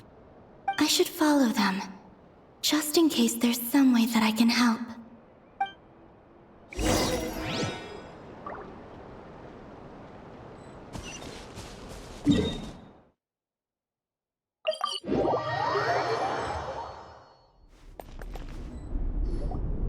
A while ago, I took the time to organize all documents in our possession that pertain to Kutar.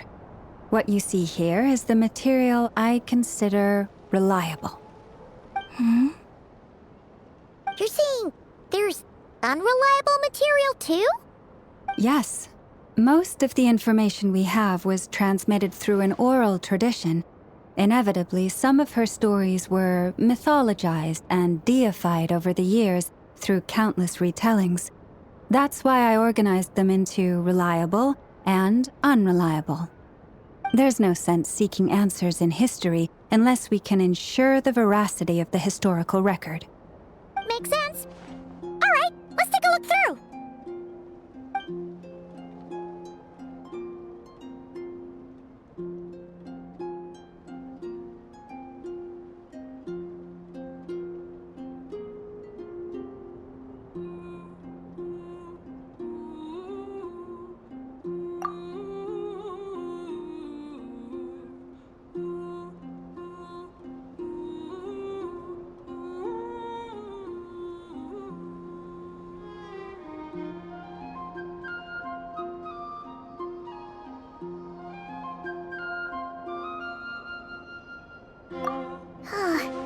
Almost all these records refer to Kutar instead of Columbina. Although neither of those is her real name. Paimon's not sure what point she's trying to make. What we can gather from these records is that the Frostmoon Scions worshipped her as a god, placing impossible expectations upon her. I cannot fault them for their earnest faith, but for all their devotion, worshipping her day in, day out changed nothing.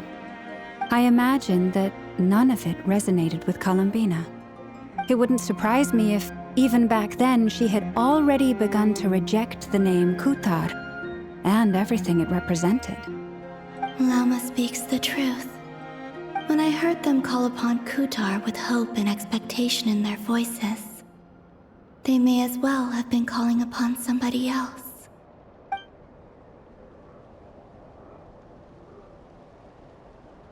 Well, that's a bit complicated. I looked at the level of detail, perceived authenticity, prose style, and how realistic their portrayal of Kutar seemed to be. Amongst the Frostmoon Scions of today, only I know of her existence, and I alone have spoken to her face to face. As such, I know that there are certain things she simply would never do. That being said, I have sensed some changes in her lately. Changes? Me? Seems like this is getting us nowhere.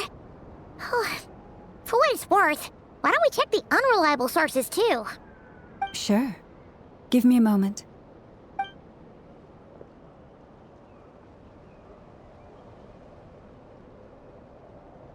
Exerting but a fraction of her divine might, Kutar sheared a great mass from the snow-capped mountain and cast it into the sea, upon whose surface shone the mirror image of the moon. Thus was formed the island of Hisi. Yeah, right. That doesn't even begin to pass the sniff test. The 3 moons are naught but lies through and through. Only one moon has ever shone for us, and Kutar is her name.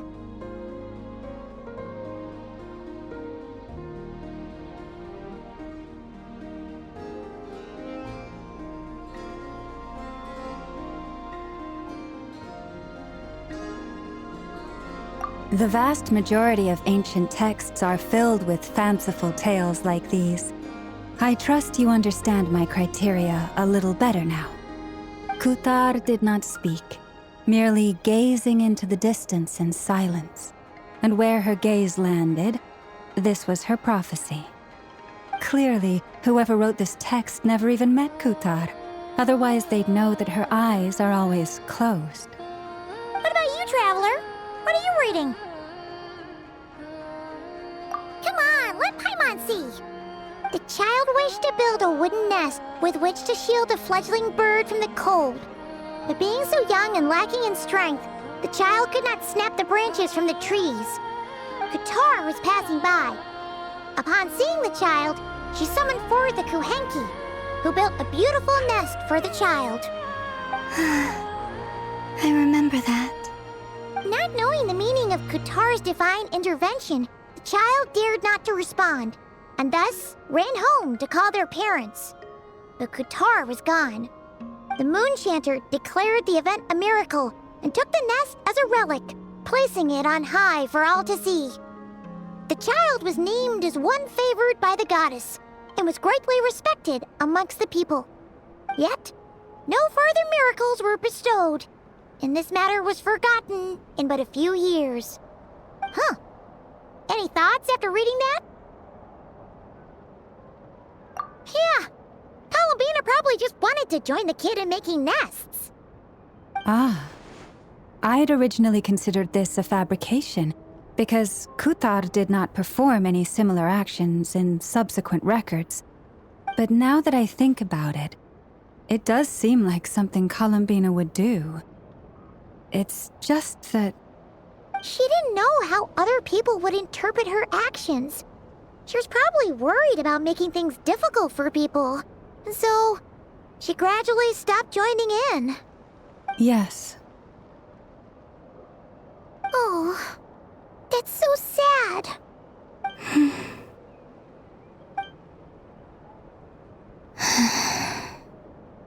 And now, I can make no such gestures of warmth, even if I want to.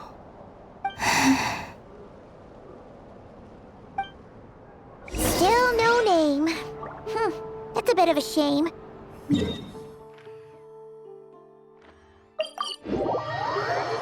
But we did learn some interesting stories. That's gotta count for something.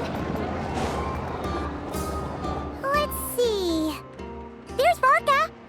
Oh, and it's Durin and Albedo too.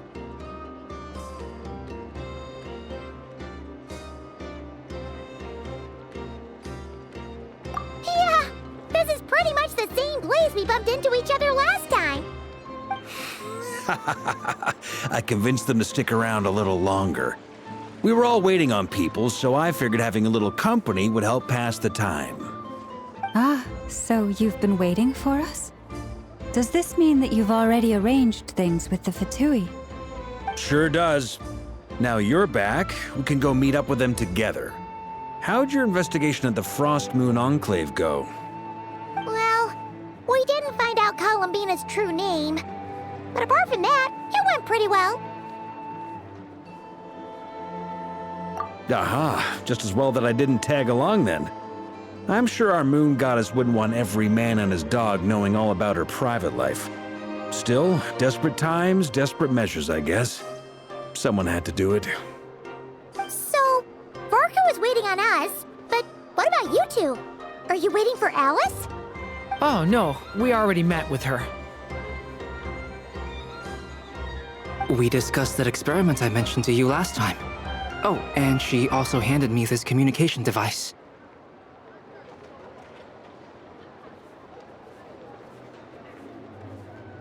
That's right.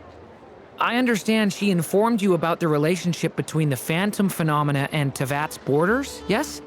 She wants me to help her with some more experiments on that front. She said that she'll contact me through this device with more information. Ah, I see. Following instructions and making observations. Pretty common research method. Takes me right back to Albedo's lab. Wait, then who exactly are you meeting? Someone you know. Albedo's met him too. But I don't think Miss Lauma or the Grand Master have been introduced. Introductions are overrated, especially in cases like this. It's you! So? It's not like the academia has prohibitions against going abroad. Also, I applied for leave. I've been writing to Hat Guy since obtaining a human form. I've already brought him up to speed on everything that's been going on in Nordcry. Hat Guy? Turns out, I actually have heard that name before. Oh? Then why did you react the same way I did? I only knew the name, not the fella. But since we're all here, let's do some introductions for what it's worth. I'm Varka, Grand Master of the Knights of Favonius. Lauma, Moon Chanter of the Frost Moon Scions. And I'm a Driosh from the Vahumana Darshan of the Sumeru Academia. Hat Guy. Good to see you again, Mr. Guy. I believe we last saw each other on the boat ride here.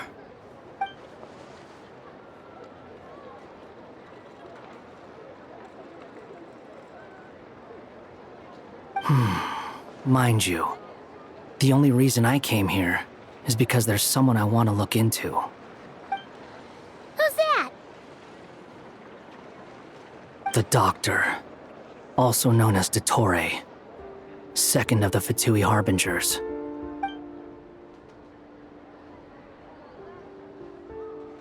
From the tone of your voice, it sounds like there's bad blood between you.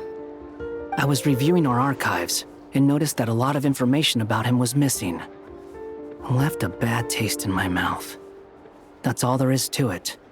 Dottore, or Zondik, as he was then known, once studied at the Academia, but he got kicked out before he could graduate.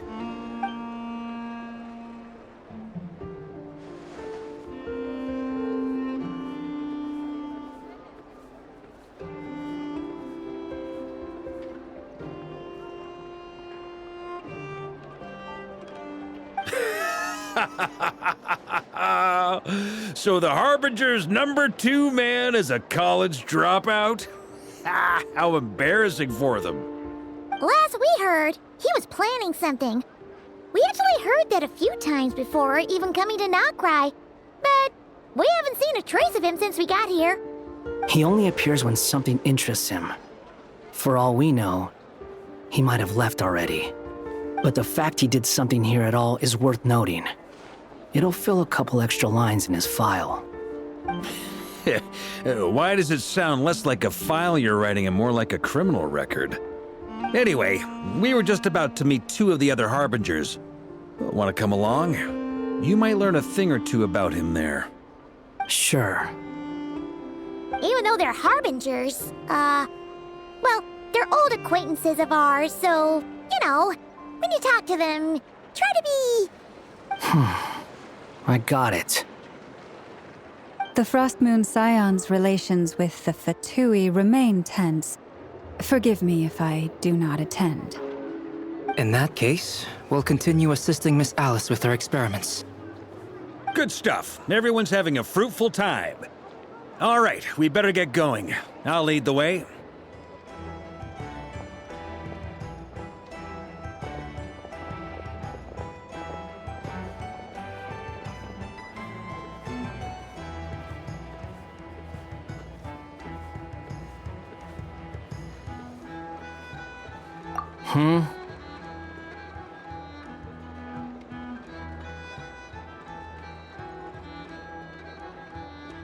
Well, yeah, that's obviously part of it. But I'm not the only one who has a score to settle with him. Neither you, nor Lesser Lord Kusanali, nor I want to see him meddling with things again.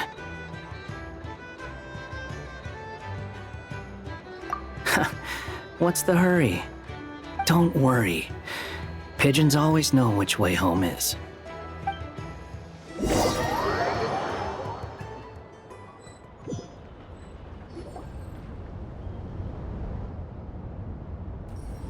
You made it.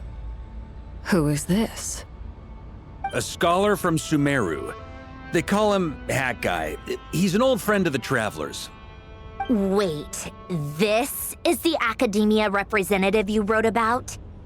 He doesn't exactly look the part. I believe this will prove my identity.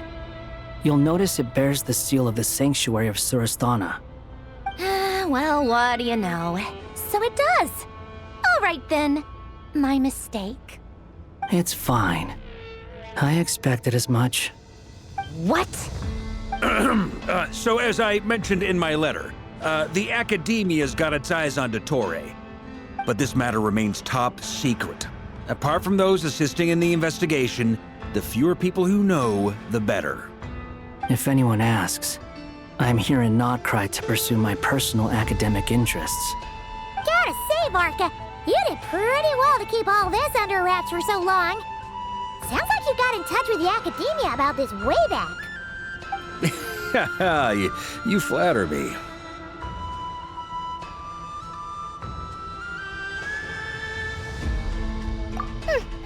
Where do I even start? Remember that time we fought Rerir at Star Sand Shoal? He sure let me have it then, didn't he? I'll bet Dottore had that all sketched out, with me as his convenient little pawn. He could not care less about us if he tried, but hey! The feeling's mutual. Does Dottore really strike you as the sort who values his relationships with his colleagues? Fair point. Definitely not. Which is why I always keep my guard up whenever he starts making suspicious moves. To that extent, our motivations align. On top of which, I consider you trustworthy people. Now, back on topic. In the wake of the Reihir of Solnari episode, Sandrone and I grew suspicious about Dottore's complete inaction during the entire affair. So we tried to find out what he'd been up to, but unfortunately to no avail. He never lets anyone in on his plans. The more he cares about something, the more secretive he gets. Indeed. Perhaps he believes that by keeping a low profile, he can avoid trouble. But that trick isn't going to work on his colleagues. Yeah, I mean, he's been researching the ancient moon's remnants, and he's been trying to get his paws on the moon marrows. Only an idiot would believe he doesn't have something more planned. With this in mind, I returned to Snezhnaya and relayed my thoughts to Her Majesty the Tsaritsa, entreating her to have him recalled. That's pretty direct. Did the Tsaritsa agree? Yes. I made it abundantly clear that the Fatui's business in Nordcry is almost concluded, and we do not need 3 harbingers in this territory. Her Majesty concurred. Accordingly, Dottore has returned at her orders. I imagine he is continuing with experiments, which no one besides he would ever have any interest in. Common sense might mean nothing to him, but he's not stupid. He knows that no good can come from opposing the Tsaritsa. Smarts alone won't get him all the way. He needs the Rooster's resources and Regrator's Mora, both of which the Tsaritsa can strip from him by waggling a finger. But doesn't he have a track record of publicly following orders while going against them in private? He probably has it down to a fine art by now. Wouldn't put it past him. We worked together on a research project once. Only briefly, but it was enough to show me that we're fundamentally different people. He has no interest in doing things methodically, stage by stage.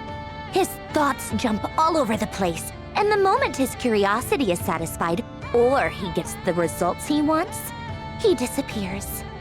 The only similarity we share is that, once we set our minds on doing something, we will see it done, whatever it takes. Well, we definitely saw some of that in your battle with Rerir. You got so competitive. Ugh, do not remind me. Then I believe we all concur. Dottore will not simply give up. Fantastic. Now this is turning into a whole day of unpleasant memories. Ugh. Are you talking about the moon marrow stuff?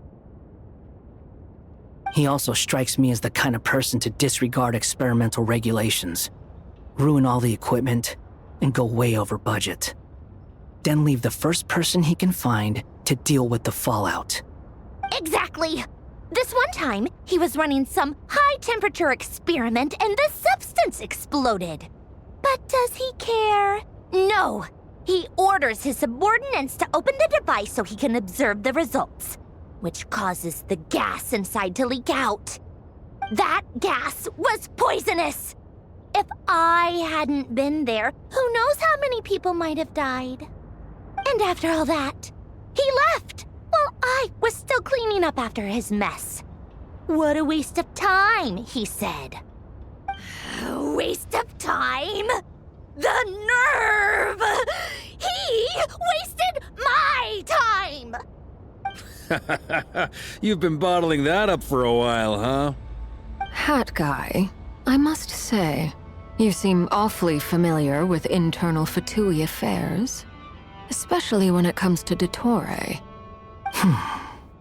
Thank you, Lady Harbingers, for providing such valuable information. I have no other questions for now, so I'll be on my way. Wait, what? You're just gonna leave? You're welcome to join if you want. Ugh. Just when Paimon thought he'd finally mellowed out. He makes quite the impression.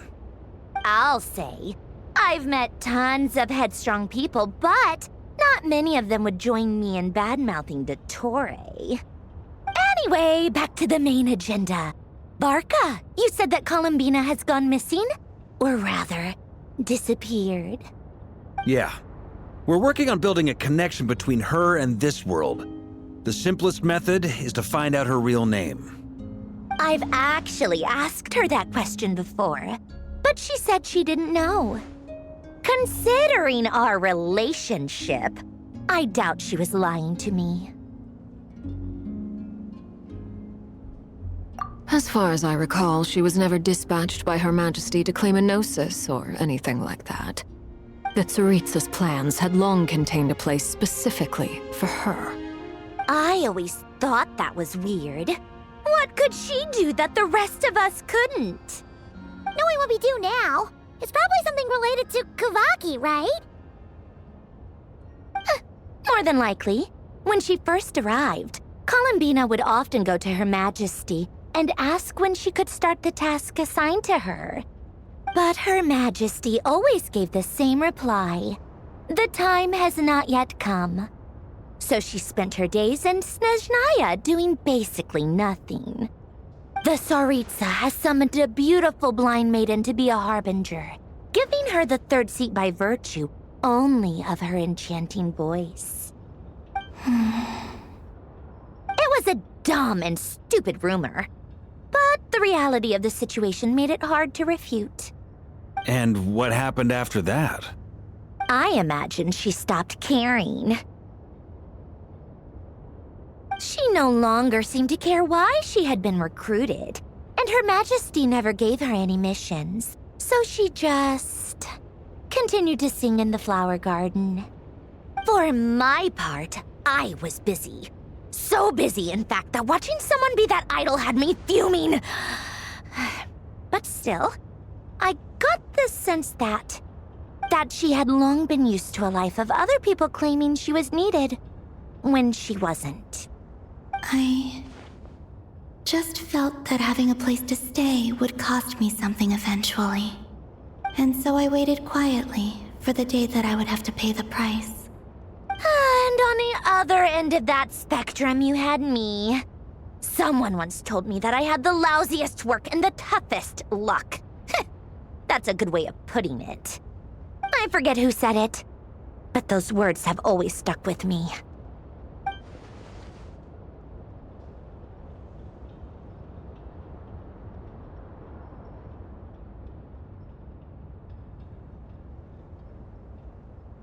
But you've done your job exceptionally well all this time.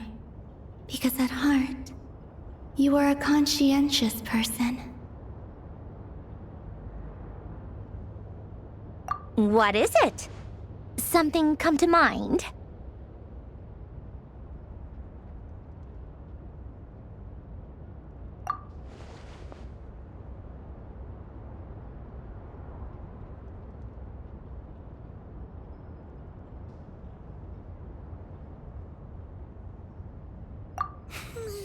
That makes sense.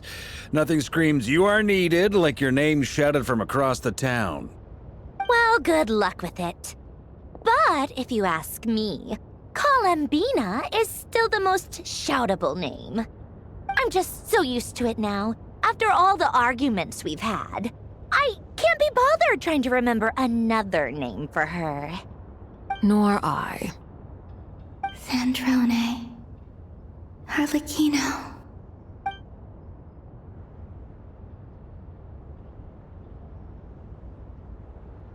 Huh! It's a Sealy! Does that mean Nicole has news for us?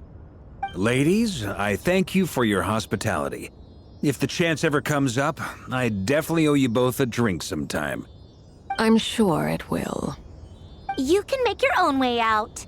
Heck, you've been here enough times, you probably know your way around better than I do.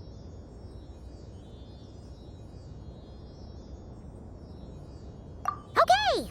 Time to do what adventurers do best! Follow that Sealy!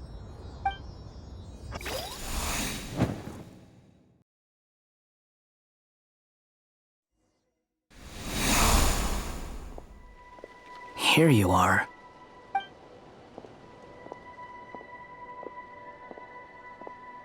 Oh, hat guy. How come you're back so soon? Did things go all right with the Fatui? Fine. Totori's been summoned home by the Tsaritsa. Couldn't get much more than that. How about you? Any progress with the investigation? Unfortunately not. We've tried everything. Different phantoms, different locations, different points in history. But the results were the same each time. Abyssal monsters roaming the land. People crying out in despair, with no hope of being rescued. Every time I see it, I can't help but think, is this what it was like in Mondstadt when Dragonspine Durin attacked? And if I fail in the task I've been given, will I create yet another tragedy? That's just meaningless speculation. When we encountered similar phenomena previously, I tried to interfere with those illusions, using sounds and lights to guide them. However, we could not change their fates. At most, we were able to extend their existences. The events of the past are like fate that has been written into Irminsul. There isn't a living thing in Teyvat that can escape its past. But Miss Alice instructed us to try to find ways to change the outcome that these phantoms face. It's an impossible task. Can't you just refuse? Since she asked us to do this, I feel like it can't truly be impossible. Or if it is, well, mages can make the impossible possible. I could not have been born as Durin otherwise. But you also said that your past 39 attempts were fruitless. That's true. But you're still going. Yes. After this many futile attempts, surely you realize that you're not doing this because you still believe what some mage told you. It's because you want her hypothesis to come true. It's something you wish for deep inside. So, think for yourself about what you want to do. As long as you don't believe it's futile, it isn't. Yeah. Previous experience indicates that we cannot touch the phantoms, which limits the effectiveness of our interventions. If we want to clear this hurdle, we need to break this rule somehow. Same thought here. Following the same rules means repeating the same failures. Reducing ourselves to mere playthings of fate. So you mean we need to figure out a way to make contact with them despite knowing that we can't? Yes, and I suspect that's something only you are capable of. Everything in Teyvat is logged in Irminsul, but the withering that once occurred in Sumeru was a sign that the Great World Tree was being corrupted. This corruption allowed things that should not have existed in Teyvat to appear. This is tantamount to rewriting reality to an extent. You're saying abyssal power might be able to affect those phantoms? No one's ever tried it before. If you're gonna try it, it'll take courage. And you have to be confident that you can control it. Is anyone there? Has anyone seen my daughter? She's missing. I have to find her. I hear someone inside. Spargana? Are you in there?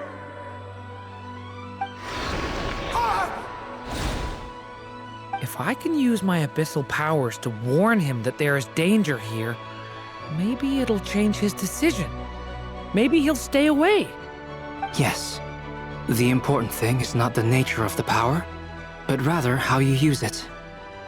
To intimidate and obstruct. Sounds about right for the Abyss. Well, let me try. I should be able to influence that thing. Have you seen a little girl? What? This isn't the time for that! Just run!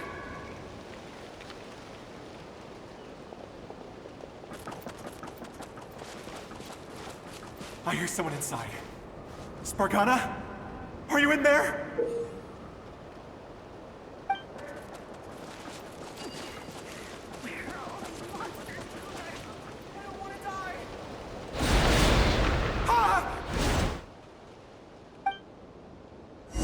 Have you seen a little girl? What? This isn't the time for that! Just run!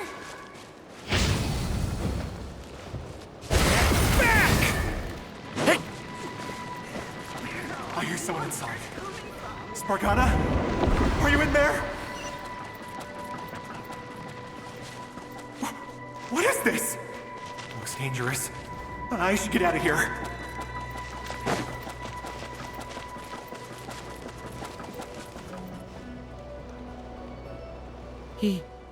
He really left. Ha! We did it! Don't celebrate too soon. Follow him. See what he does next. Monsters approaching from the front. You need to stop them and create an opportunity for him to hide.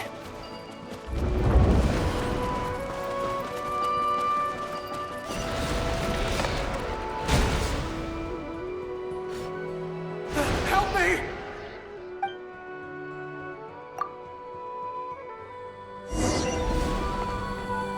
Monsters approaching from the front. You need to stop them and create an opportunity for him to hide.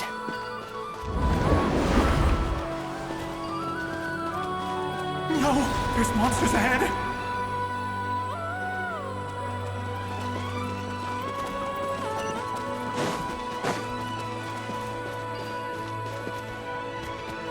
Wait, is that the barrier I saw earlier?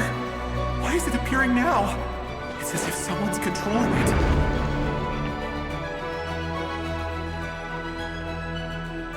The monsters are gone. Is it...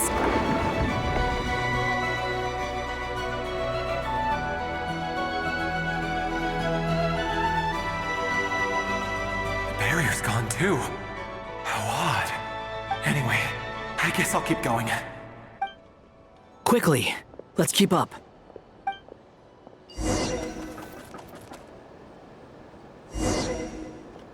Wait, there was someone else here? Don't go any further. We've got anti-monster traps laid out everywhere. But my daughter must just be up ahead. I have to go. This way's blocked.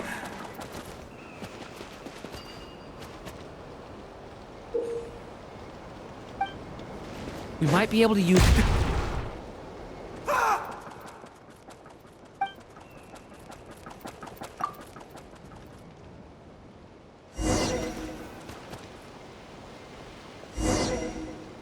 Wait, there was someone else here?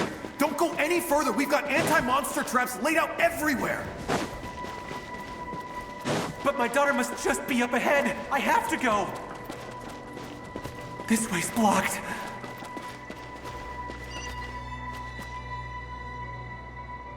We might be able to use the explosives over there, but we need to take care not to hurt him. I'll use the barrier to keep him at a safe distance. This barrier seems to be helping me somehow. Hey, wake up! Oh, no good. Gotta keep moving ahead.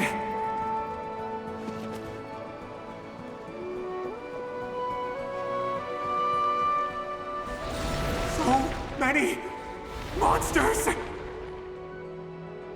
There's still a chance, Durin. Use the traps.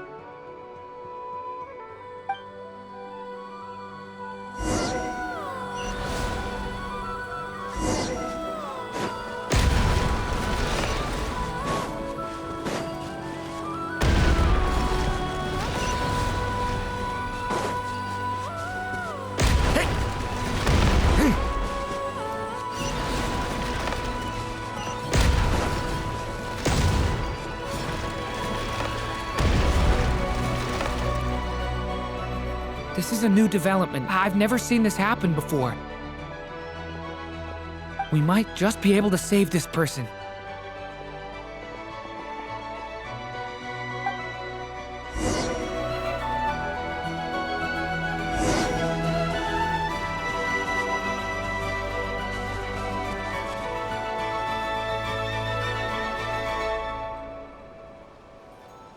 Hello there. Have you seen my daughter? Spargana's her name. She's carrying a large backpack. Get out while you still can, you fool. You won't find any survivors here. But I can't just leave her here. She must be so scared right now. Sorry. Wish I could help, but I haven't seen her. You'll just have to keep looking. Okay, thank you. If I do find her, I'll get her to shelter and come back for you. Don't bother. I've got nowhere left to go.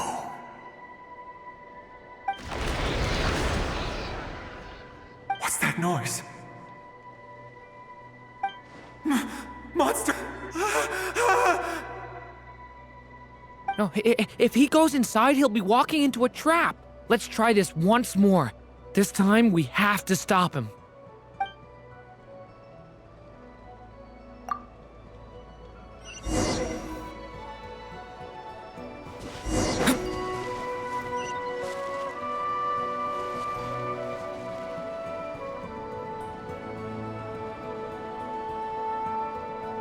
Hello there. Have you seen my daughter? Spargana's her name. She's carrying a large backpack.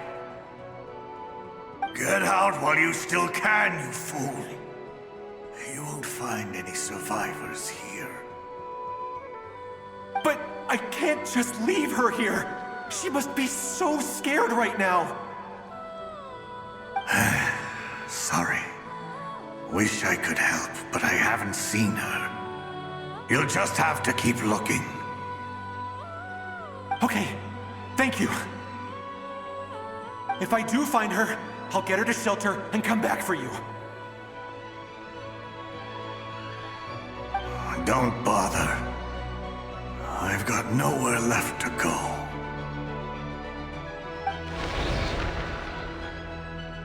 What's that noise? Monster! No, if he goes inside, he'll be walking into a trap. Let's try this once more. This time, we have to stop him.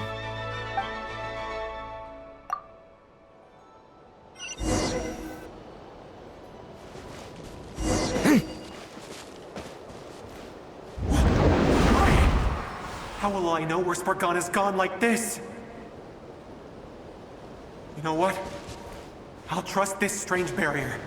It's gotten me this far after all.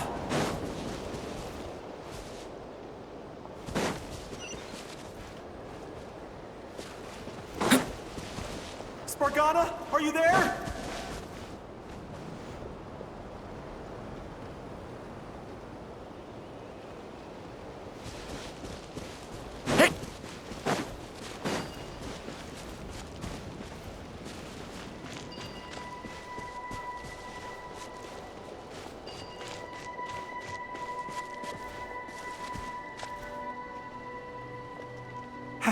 Hello, I'm looking for... Looking for what? Everything here belongs to me. Get 'em, boys!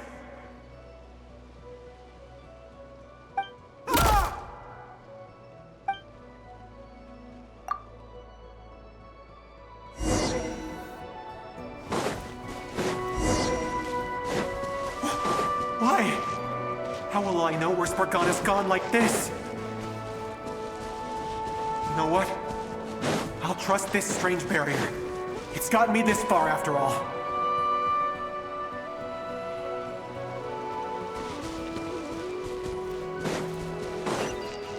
What? What's this? Hey!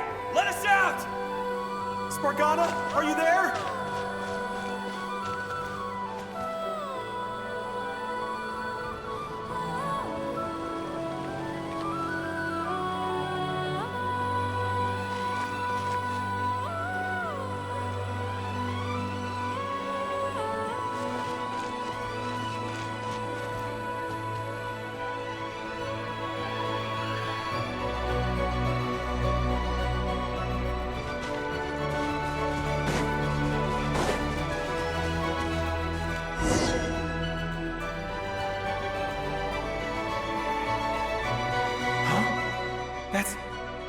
That looks like one of my daughter's books! Thank you! Thank you! Yes, it's one of hers for sure! That's her name on it right there! She left her backpack here!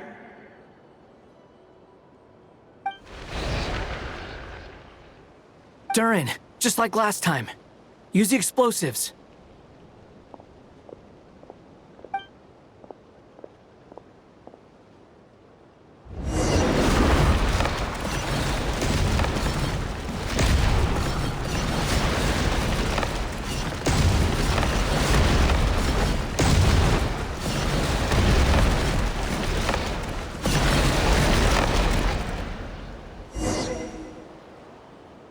It won't work.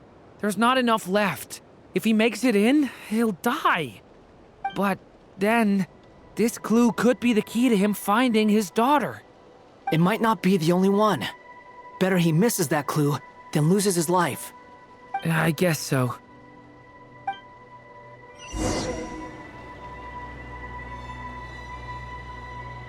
Stop him, Durin. We can't let him get any further in.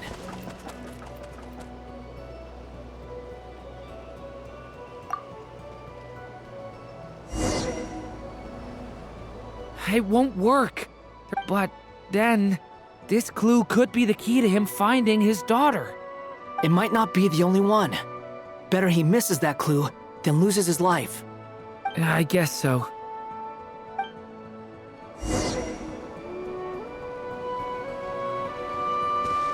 Stop him, Durin.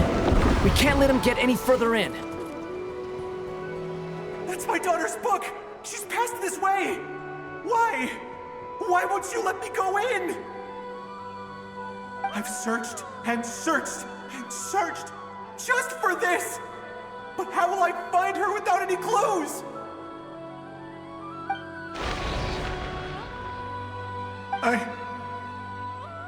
I no longer have anywhere else to go.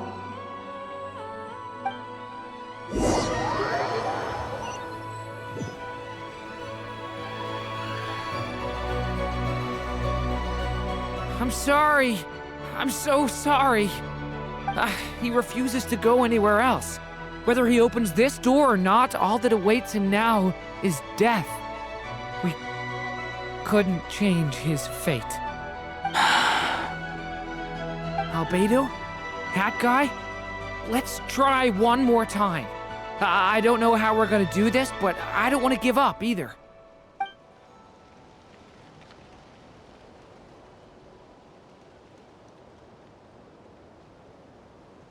Why am I here? What's going on? All these scenes running through my head. Where are they from? Huh? What's going on? His reactions have changed. How many times have I... What's happening to me? Huh? Wait, who are you? You can see us now? I feel like I always could, but that I only just realized you were there. I'm sorry, I don't know how to describe what I'm feeling. But you were the ones guiding me using that marked barrier, right? I haven't done anything yet, but those monsters, those deaths, they feel like memories. Like things I really did experience. I won't find my daughter. In fact, I'll ultimately die trying to find her. Isn't that right? Well, no, it isn't. Yes, it is. Even so, we're trying to find a way out of this. You've not seen my daughter either, have you? It seems she really isn't here.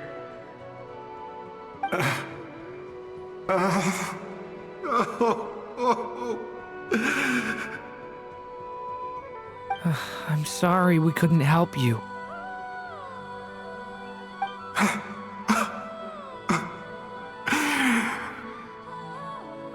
I'm just tired.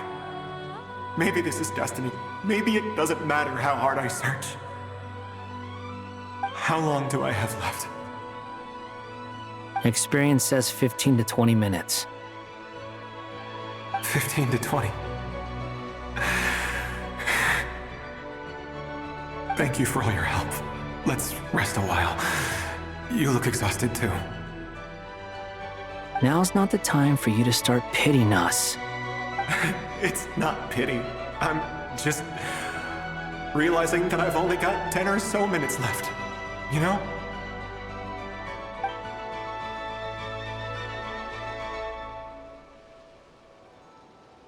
You say you're from Mondstadt, yes?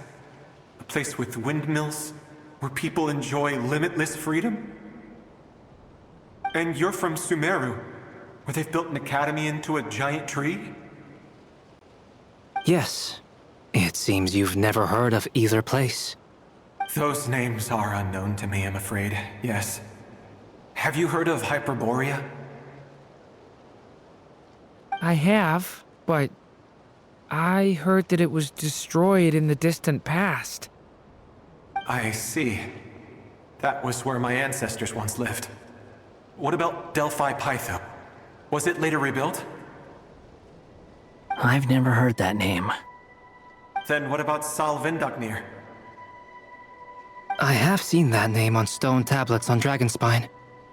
But I'm afraid the only things left of that place are its ruins. I see. Sure enough, there was no way to turn this around, huh? I'm sorry.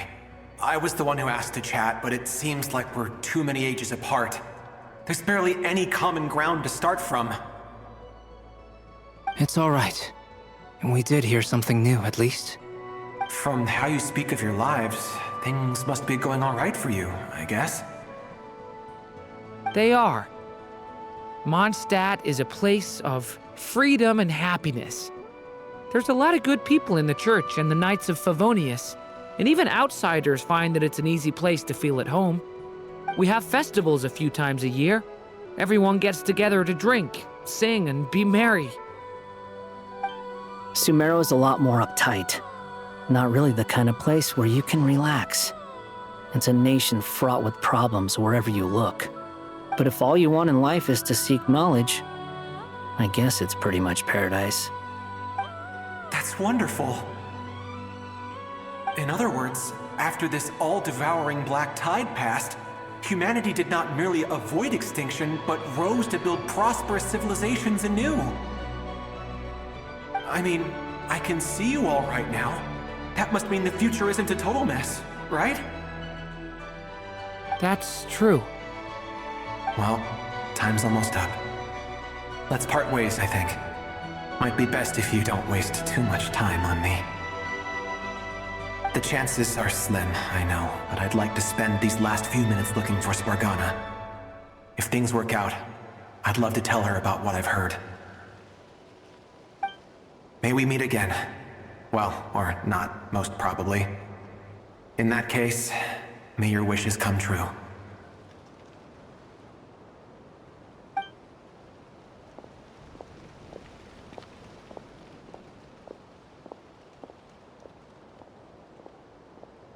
He's gone.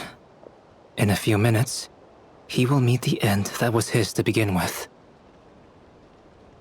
The ending of this tale did not change, but I believe that we've just made the most progress we have yet. May your wishes come true. If only it were so simple. Hat guy, could I ask you a question? You've never talked about your past. It seems complicated, and it weighs heavily on you, too. Would you be willing to tell me about it? I mean, sometimes it's better to get things out in the open. Take that guy we try to help, for instance. At least he said goodbye with a smile, right? I know about Albedo's past. Our experiences are very similar, and he created me. As for you, you're my first friend, and you've witnessed every step I've taken. But by comparison, I know nothing about you. Either way, I mean, we're still best friends. But if I knew more about you, I might understand your thoughts a bit better. I've told you about myself. I'm a student at the academia. And what did you do before that? Prepared for the entrance exam? All right. If you really don't want to talk about it, I won't press you any further. I was a puppet built from the branches of a white tree, using technology left behind by the Conrian schools of mechanical engineering. A white tree? You mean an Irminsul tree?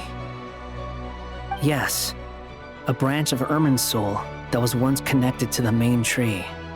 So you had a human creator too? Yeah, but my creator abandoned me after deciding that I was a failure. After that,